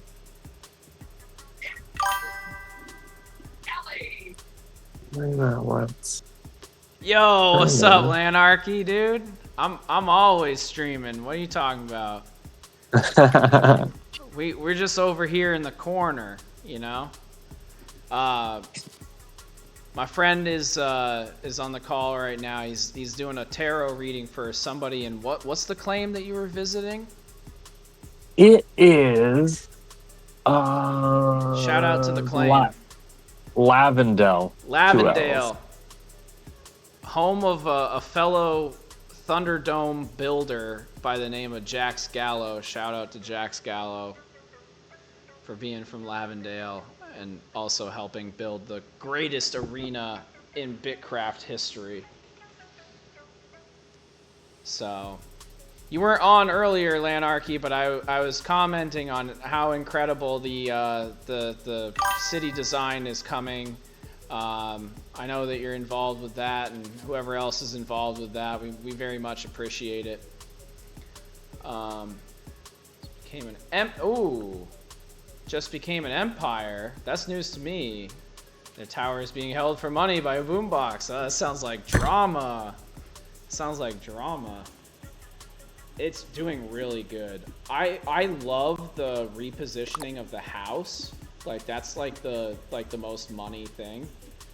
Because I do so much damn farming, and it's just so much like easier to get to the bank. Like it's just boom right there, and it's just it's nice. I was gushing about it earlier, but I'll re-gush a little bit. We like it. So it's a Thursday night for me, so I'm not doing my crazy like arena building. I'm gonna save that for the weekend. We are, by the way, about 70-80% done of the functional phase 1 build, like close to being able to do events. So that is coming, and so I'm just kind of doing some odds and ends quests, you know, like tearing up my travelers while I, you know, just kind of work my way into the weekend. So I'm also waiting for my coins to tick up because I'm on like seemingly the last stage of the Clipper where I need like the 30,000 coins. And I just need people to buy my T5 stuff that's very expensive. And as soon as that happens, there's going to be a Clipper in my midst. In my midst. In my midst, but also in my midst.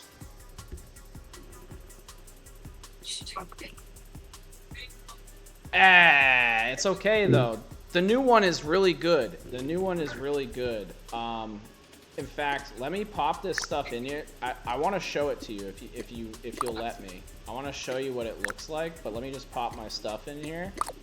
That's critical for the quest. All right. So let me pop on the bird, dump out my stuff. Let me show you what I'm working with my my new arena, because it's now a Circus Maximus replica. So it's gonna have racing as well as gladiator tournaments, fashion contests, and live auctions for very expensive items.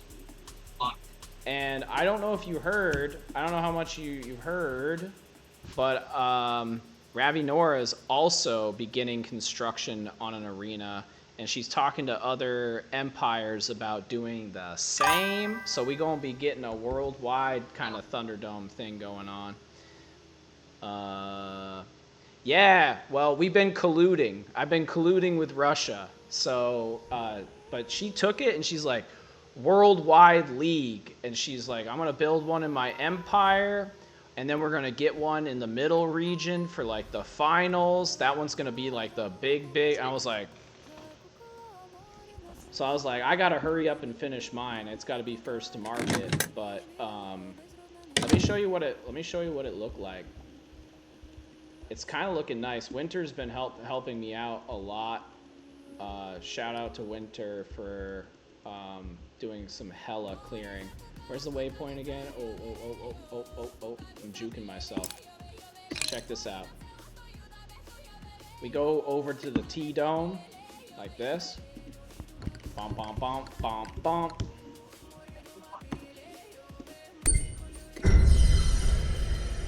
Small price to pay, you know, it's like, it's 2 energy from the capital. Real easy to migrate over for a big festival. So this is what we're working with over here. Let me get on my bird. Dude, just so much clearing, so much clearing. So this is what we got. This is a 1/3 scale model of the Circus Maximus. Yeah, dude. So much paving. So we're about 70% done. The functional build is going to be like this height right here. But as it expands out, there's going to be pillars that go behind those pillars, kind of like in a tiered fashion.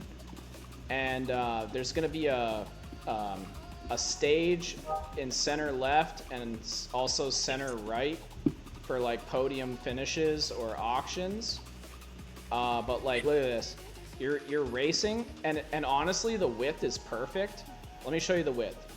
This is the thing about the width, right? So you come up here, and it's gonna be a little bit higher, but like, look, the width of the arena is like one field of vision. So you can see back to the back corner for that turn if you're sitting here, but you can also see like from this wall to the outer wall. And it's also got a nice ocean access over here. Like, look how close it is to the ocean.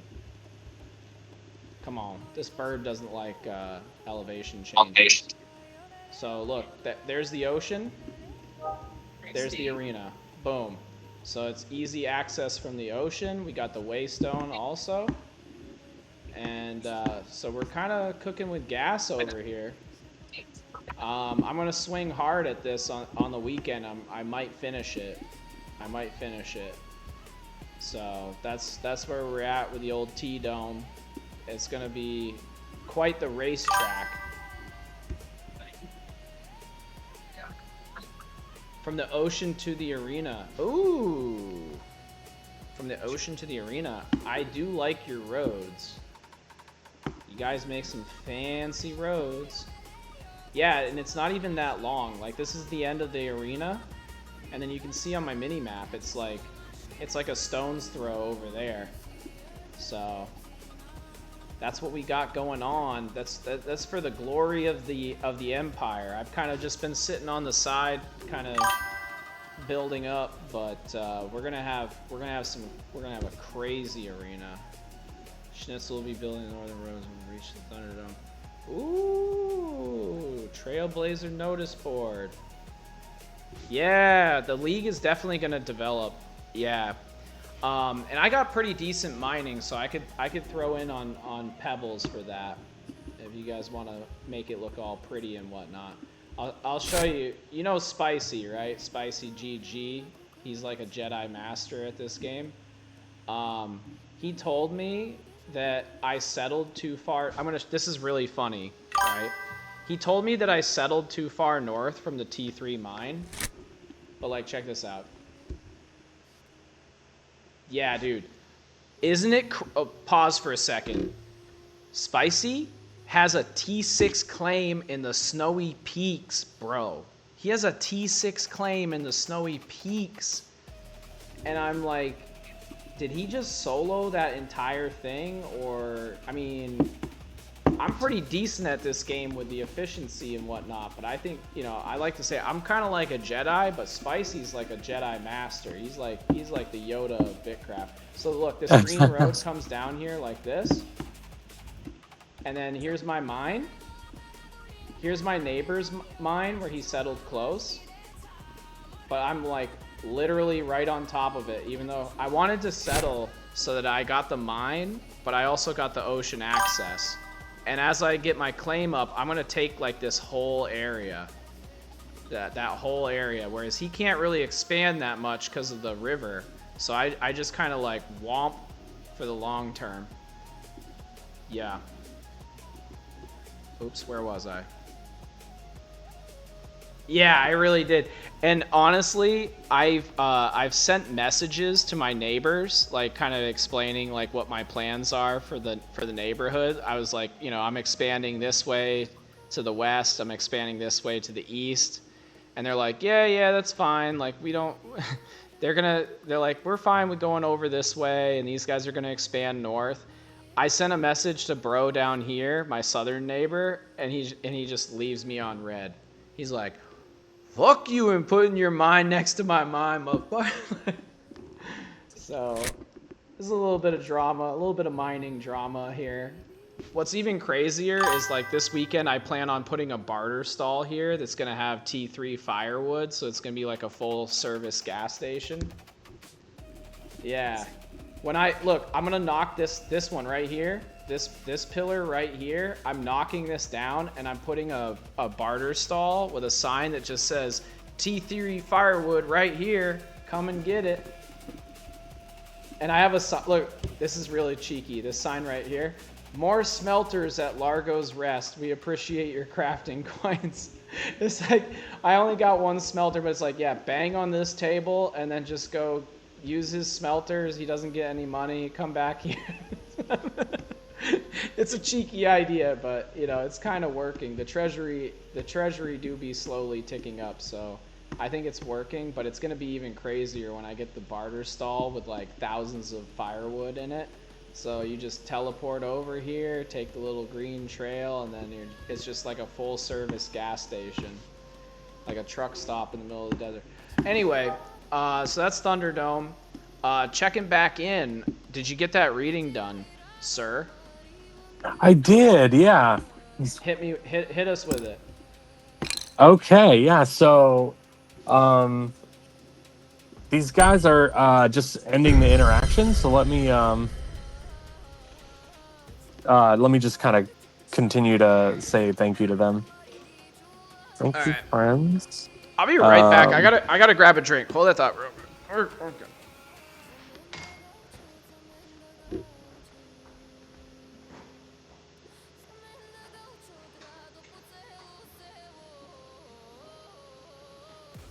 Sounds lovely. I'd be honored. Yo. All right, I'm back.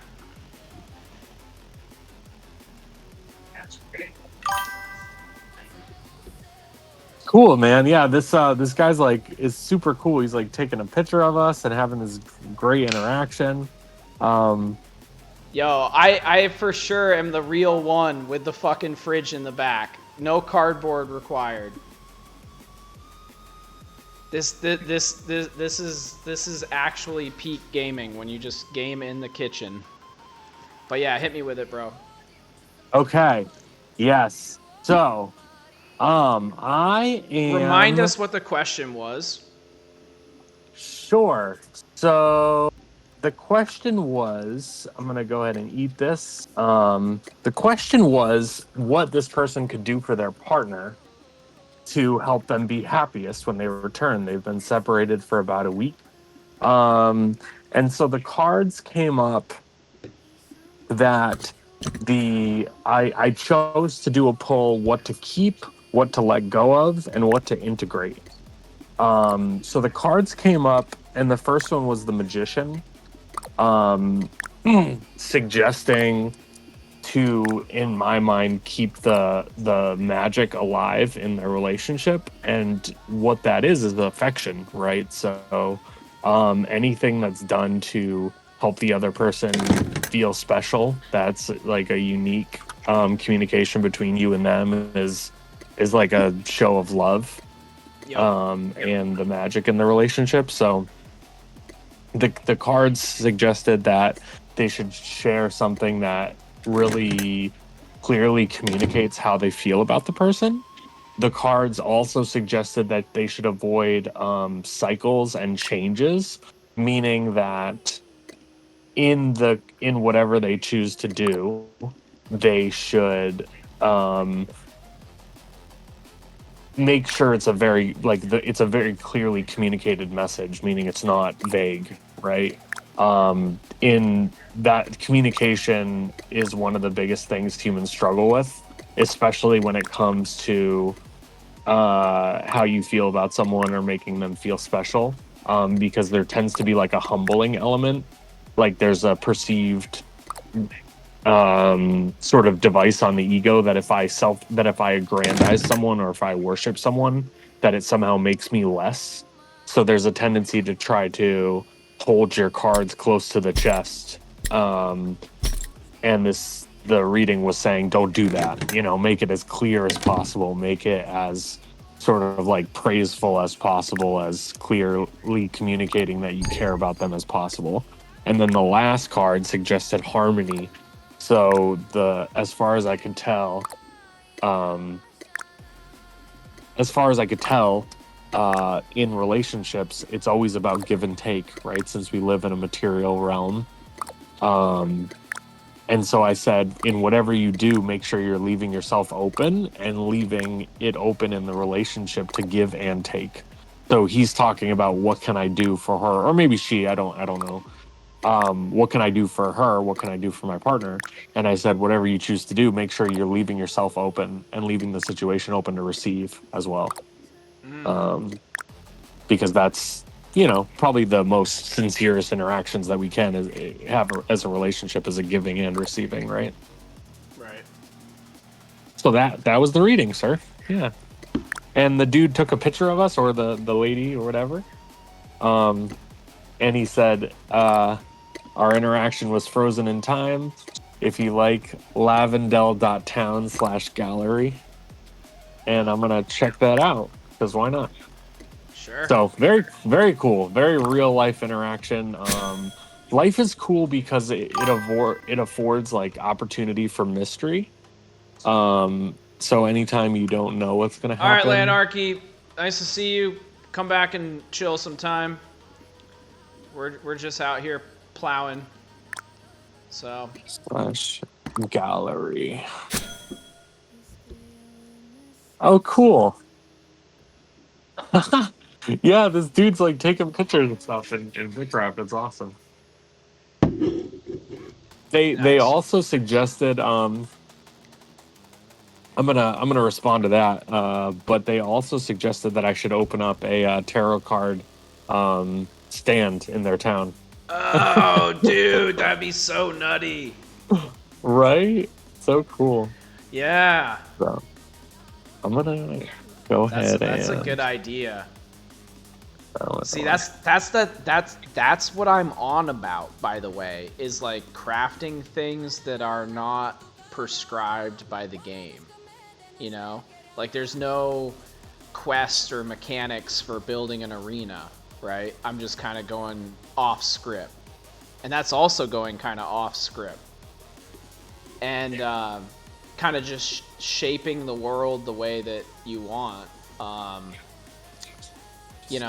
I hold too that we got Gladiator and Emperor Toga skins because of the Thunderdome project. Or as I've been recently calling it, now it's not just the Thunderdome Arena project, it's the Bitcraft Arena project. Now that, Ravi has taken it to the next level. And so it's got a really good acronym too. It's called the BAP. BAP. Since that we'll be doing a fair bit of that, with the duels. There'll be a little bit of BAP going on. So yeah, it's basically the Bitcraft version of MMA. It's called BAP. Bitcraft Arena Project. Before it was I'm the gonna check her TAP. out. It was the Thunderdome Arena Project, which was TAP. Now it's BAP. What's their friend for? Sounds like a cat. The sound a cat makes when it bitch slaps another cat. Yeah, BAP. BAP. Bap. Yeah, just a little bit of BAP.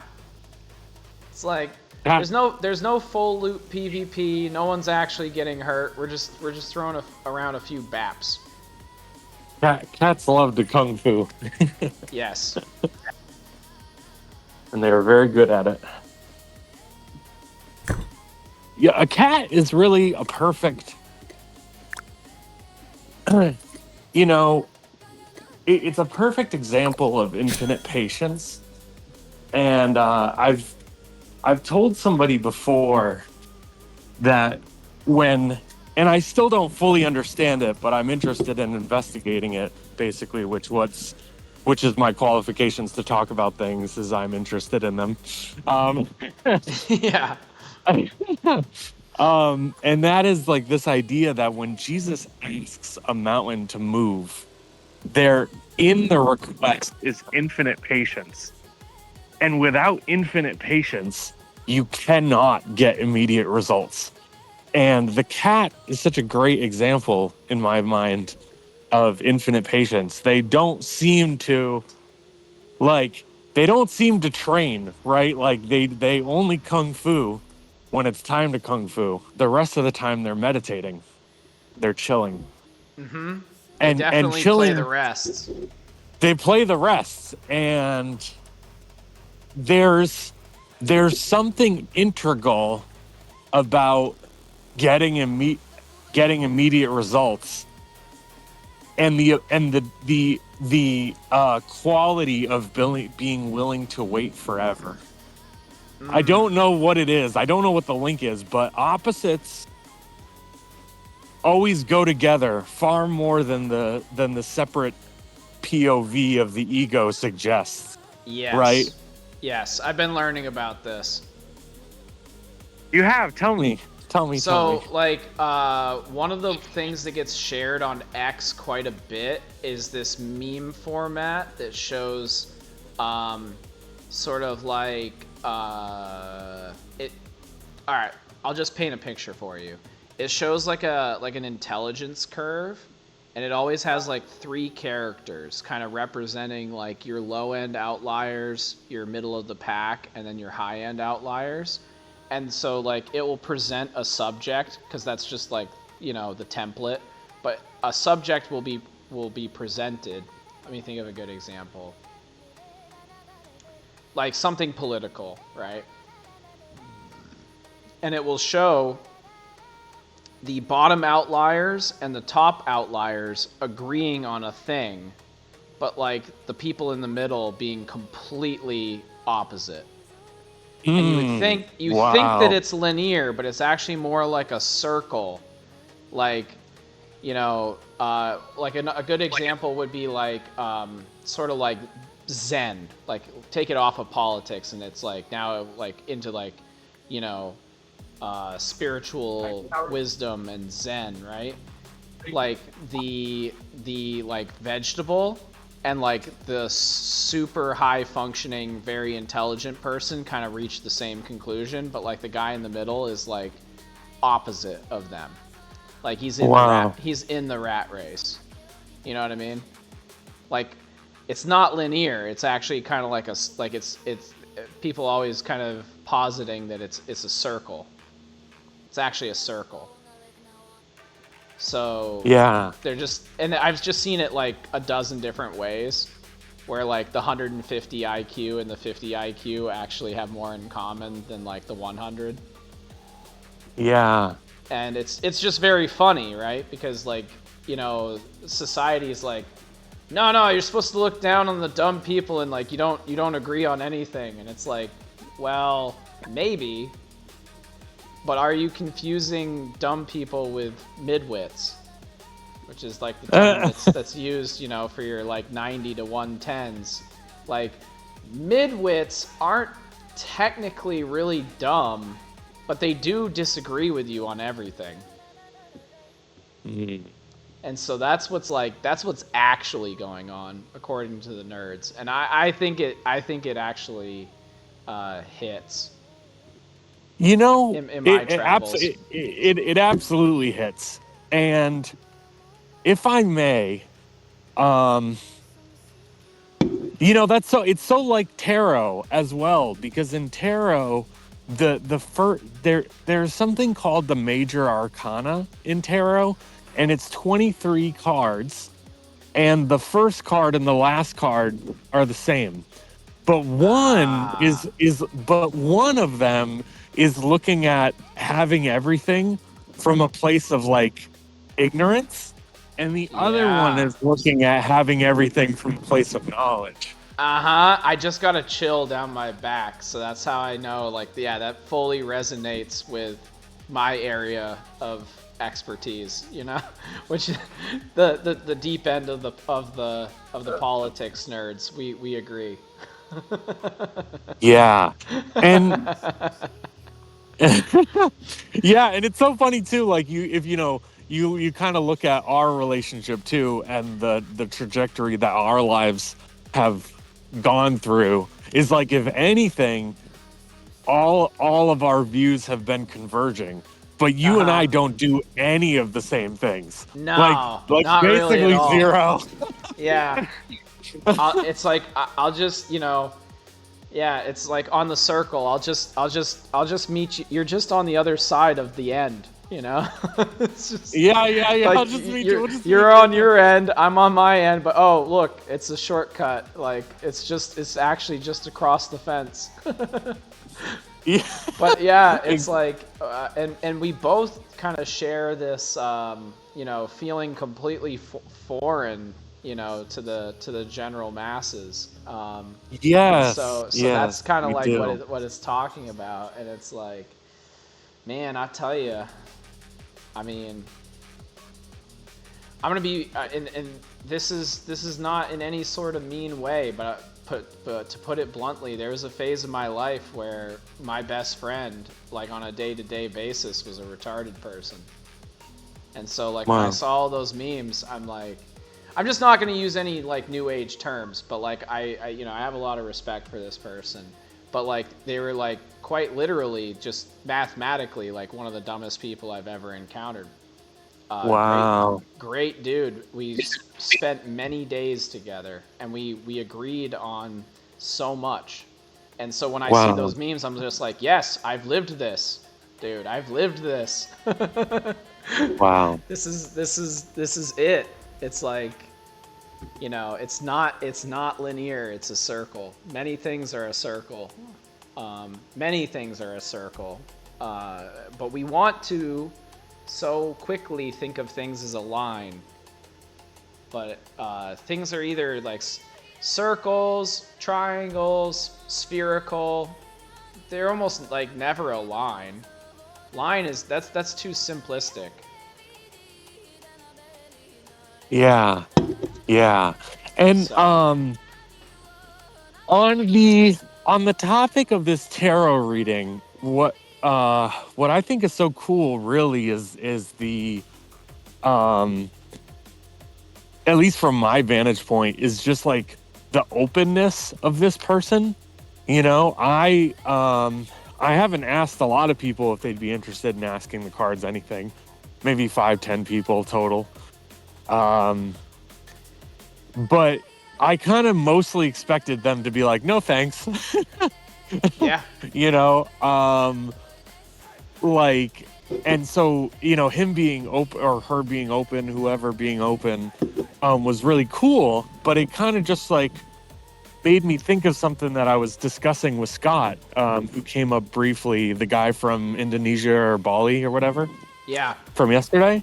And he had something really cool, or sorry, the conversation led to something really cool coming out, which is this idea that the ego, like the really the job of the ego is to demystify everything, or de-wonder eyes everything, like to sort of turn it into a non-miracle. right, Turn it right. into something that's just so mundane, right? To turn the miraculous into the mundane. And the what got me thinking about this initially was somebody made a post and said, we're not breathing in air, we're not breathing in oxygen, we're breathing in consciousness. And he said that my reason for thinking this is because if you are cut off from oxygen, your body does not shut down first. Your lungs don't shut down, your heart doesn't shut down, your circulation doesn't shut down. What shuts down is you lose consciousness. That's the first thing you lose. Oh, true. Like, things still work, and actually there was a yogi who was buried alive for quite a few number of months, and he was fine. So things work. It's just you don't get to keep your consciousness for most people, right? Right. I'm sure he did keep his consciousness, by the way. Most yogis do not have the experience of sleeping. Their body sleeps, but they remain conscious for the duration. Basically in meditation, which is really interesting, right? Because the human who by nature never meditates ends up being a yogi who's always meditating, even during sleep. um, Mm, so it's kind of like got that never always type of like dichotomy that we were just talking about. yeah, Um, yeah. but yeah, that we lose consciousness first. And then I thought back to you know, you're born on this planet, you are a child, and the whole world seems to be in this posture of, I'm going to teach you something, I'm going to teach you something. Never learning from the child, but always trying to teach the child. And when you're I don't know, second grade, maybe like 6, 7, somewhere in there, you know, some of your first memories are then. And I'm in a classroom, and the teacher's explaining to us about breathing.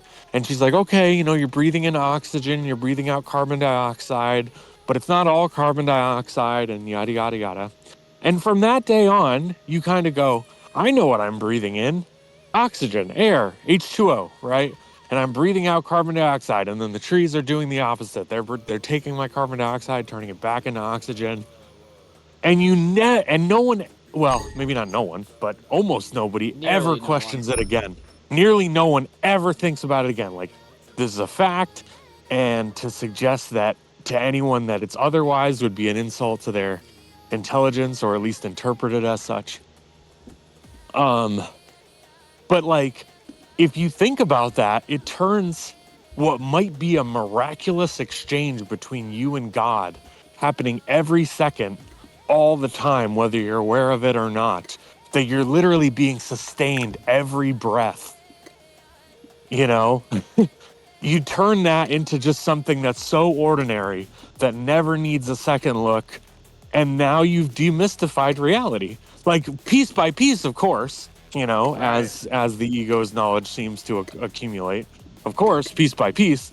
But like, just like you go about or set about programming a human to take anything that's miraculous and just never really think anything of it. And it's like, that is a recipe for misery. Like, granted, I'm an extreme person, so everything that I do is extreme. But all of my misery has actually come from having no wonder, having no mystery, demystifying the world. Like, all of my misery comes from that. And when I'm happiest is when I feel like the world is full of wonder, it's full of possibility. And so, what an interesting experience with this guy in the tarot cards. Like, because my options for the day were like, I was either going to log into WoW and run a dungeon as a resto shaman, or fuck around in Bitcraft. And I Right. chose to fuck around in Bitcraft. And and all I know, I like, of course, in life you don't get to take two paths at once. But like, what I do know is that nothing mysterious would have happened in WoW. Nobody takes time to Sure. communicate really or get to know each other. That was something we were, Um, cause like I was playing Monsters and Memories last night, and Jason was on the call, and I was telling him about how I asked general chat like where my class trainer is, cause it's not like abundantly obvious, and a guy whispered me and said, "Where are you? I'll escort you to the trainer." And I was just like blown away that they wouldn't just like give me directions, but like give me a personal escort. And Jason said that would never happen in WoW, not even once. well, Like, maybe never say never, but you know what I mean. What he means is like probability wise, like that'd be like 1 in a million. But like, I told him, dude, that's the second time someone's escorted me to something that I was looking for, and I haven't even yeah, played the game for more than a couple weeks. yeah. I've literally asked for directions twice and got an escort twice, and And that's the power of that, slow games, though. That's the power. yeah, and doesn't it like comment again on the whole like valuing things versus valuing people, right?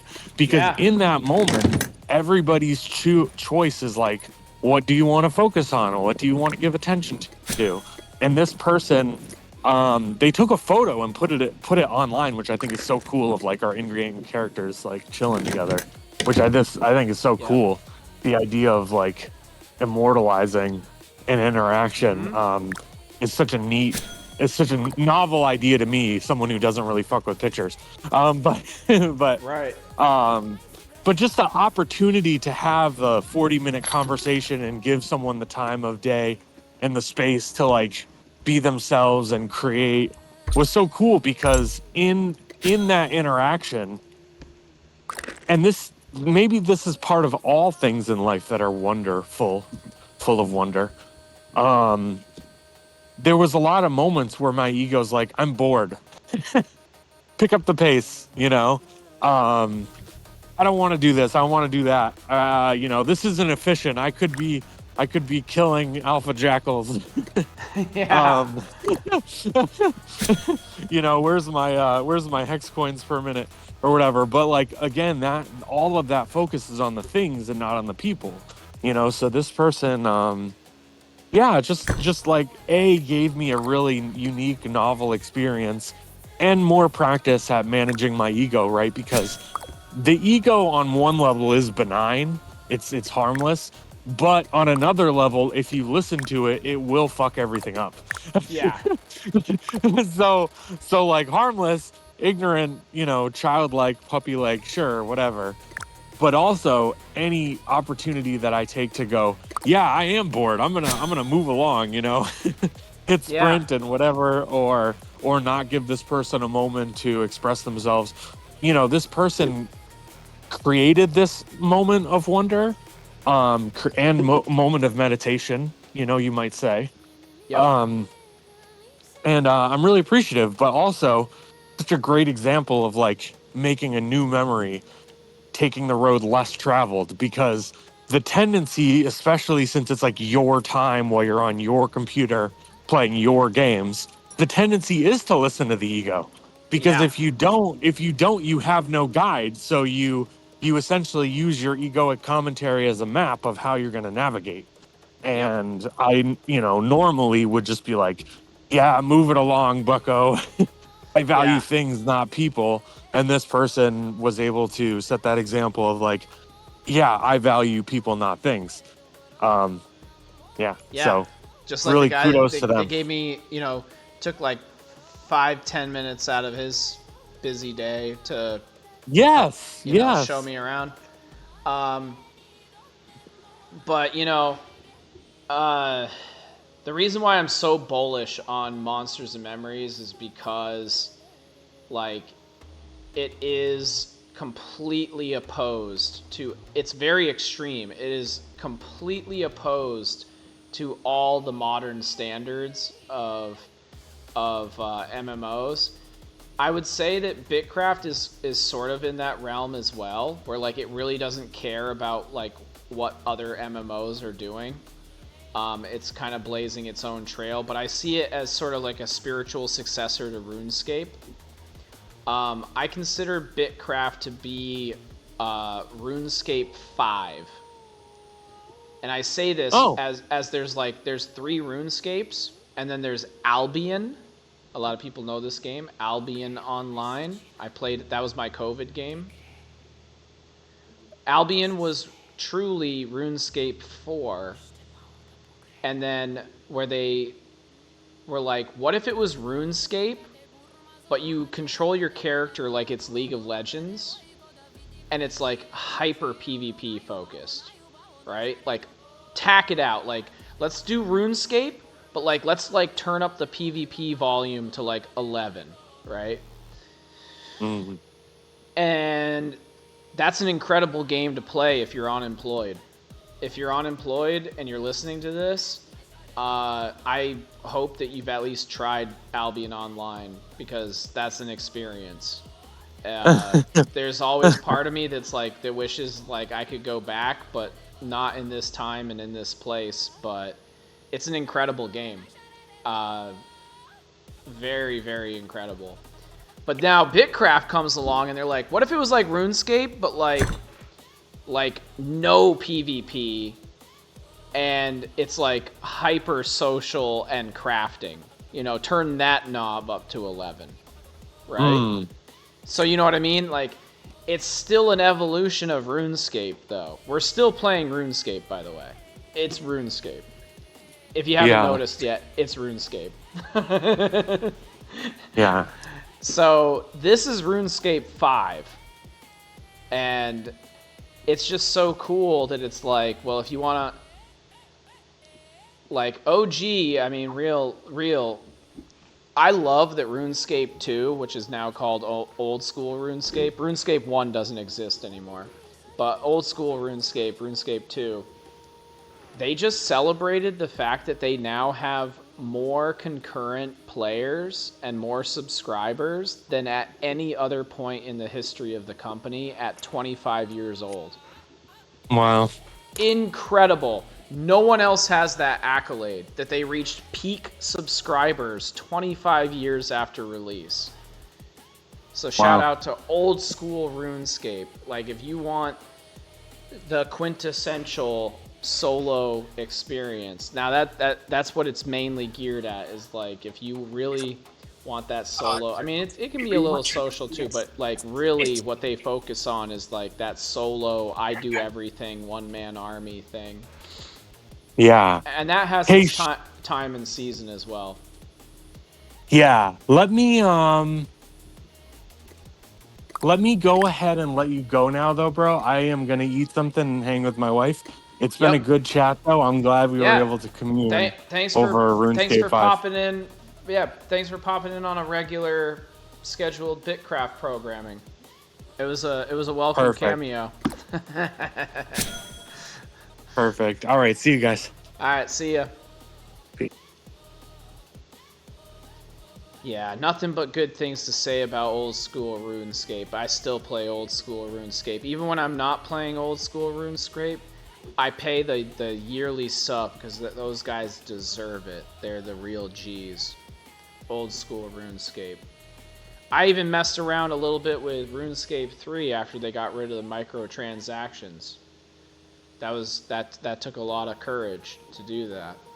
So we play around with that a little bit. I actually introduced my little cousin, he's only 11 years old, to RuneScape for the first time. I showed him some RuneScape 3. I also got him in on a little bit of Bitcraft, but you know how they are. He's still stuck on Roblox with his friends, but we're trying to get him to the next level. But I'm actually coming up on the end of my time as well, at least as far as Bitcraft is concerned. I kind of want to get a little taste of Monsters Memories, but it is kind of approaching my bedtime. Is my metal done? I don't think it is.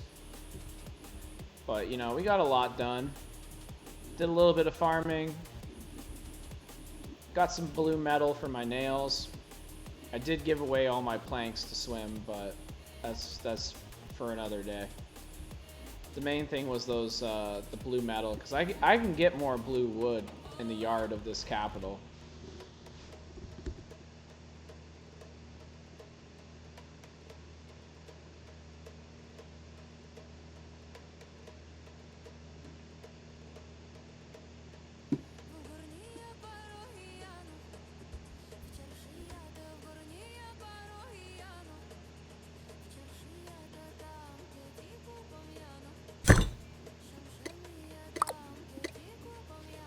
Alright, so we got a little bit of low tier leather to add to the stack. That's eventually going to get used for research. Oh shit, I threw it in the bird. There we go. It's looking nice. Leather stack doesn't look too thin anymore. My wood stack, man, no matter how much wood I get, my wood stack is always looking thin, other than these T1 planks. Definitely gotta get some more T3 cloth. That's looking a little thin. I wish I could sell some more stuff. I'm at 20k. Alright, let's go over here. Yeah, I need to throw my seeds in here.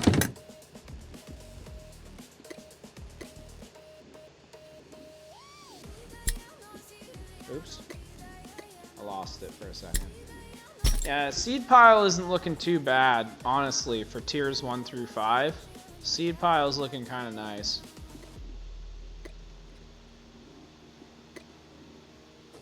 Need that crop oil, though. Need that crop oil. I'm honestly very curious to see how much crop oil I'm going to get off that big T1 harvest. Like, I don't know how bad it actually is. Was it this one? Yeah, let's finish that one, and then I'm probably going to log off. Oh, boy. While that's ticking, I'm gonna go to the bathroom. I'll be right back.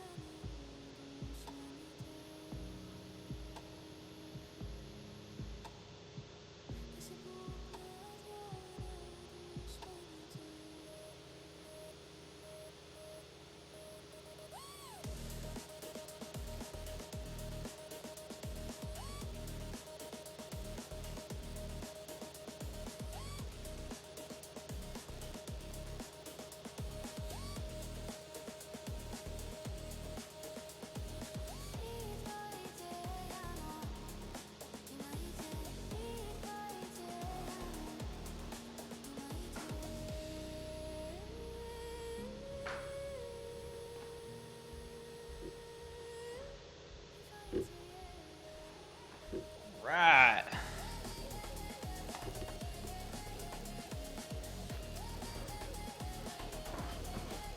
I am back, and for anyone who's still listening to this, we're doing a chum party Friday, 8 p.m. Eastern, Region 18. And I would prefer if we could meet up on the north end at Croca Basta so we can fish up in this unsettled area. Croca Basta, Region 18. Friday, 8 p.m. Eastern Standard Time. Still don't remember what that is in UTC, but if you just search Eastern Standard Time, you know what it is. In fact, I'm going to make a post about it in the region Discord.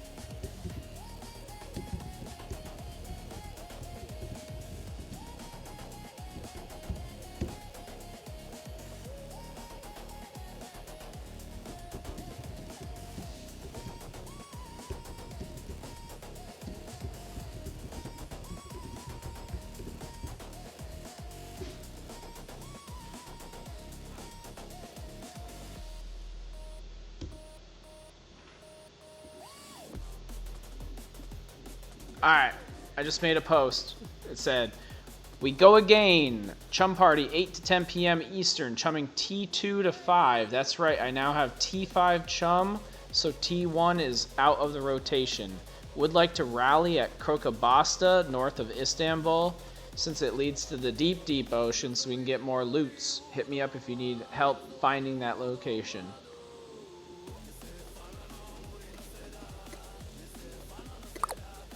We got 20 crop oil. That's not great. I need like 60 total, and I think I have 30 in my box. Let me look.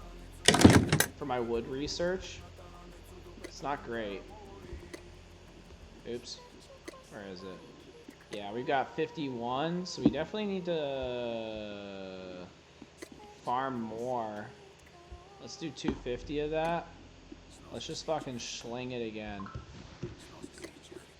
Let's do it. We need that crop oil. Son, for the wood research.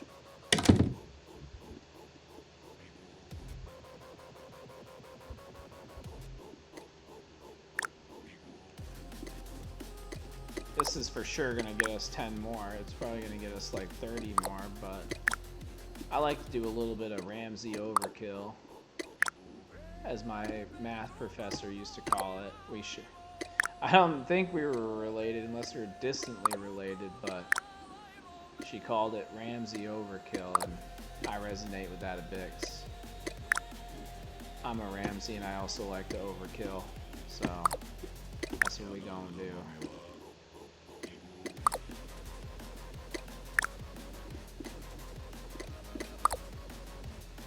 We're getting that crop oil for sure, because I'm gonna start working on wood research very soon. I'm just creeping towards it. Start with the basics, start with your tier 1s. Work your way up. But yeah, we did a whole bunch of tasks. Let me check on my ingots. Oh shit. This is done too. I don't know if I have the space for that right now. But these aren't done, are they? Yeah, 11 minutes. Nah, I'm not waiting. This is, we're winding down for sure. Do I have more fish? Yeah, dude. I got so much ocean fish and ember grain, dude. I kind of want to put like 2 stacks of ember grain on the fucking cookie though, just in case someone feels frisky. If we can turn that into what, 100 pieces? Yeah, dude. That's 5 stacks of food. Alright. Well, thank you so much if you came into the chat, or if, more likely if you're watching the VOD. We'll be back tomorrow night around 7 p.m., maybe 7:30 Eastern Standard Time, getting ready for the Chum Party. We're going to be working on Thunderdome Arena, the best arena in Bitcraft, during the weekend. Hopefully we get it finished for the Bitcraft Arena project. My name's Rambone. Y'all stay safe. Stay safe. And I'm gonna end this stream right now. Peace.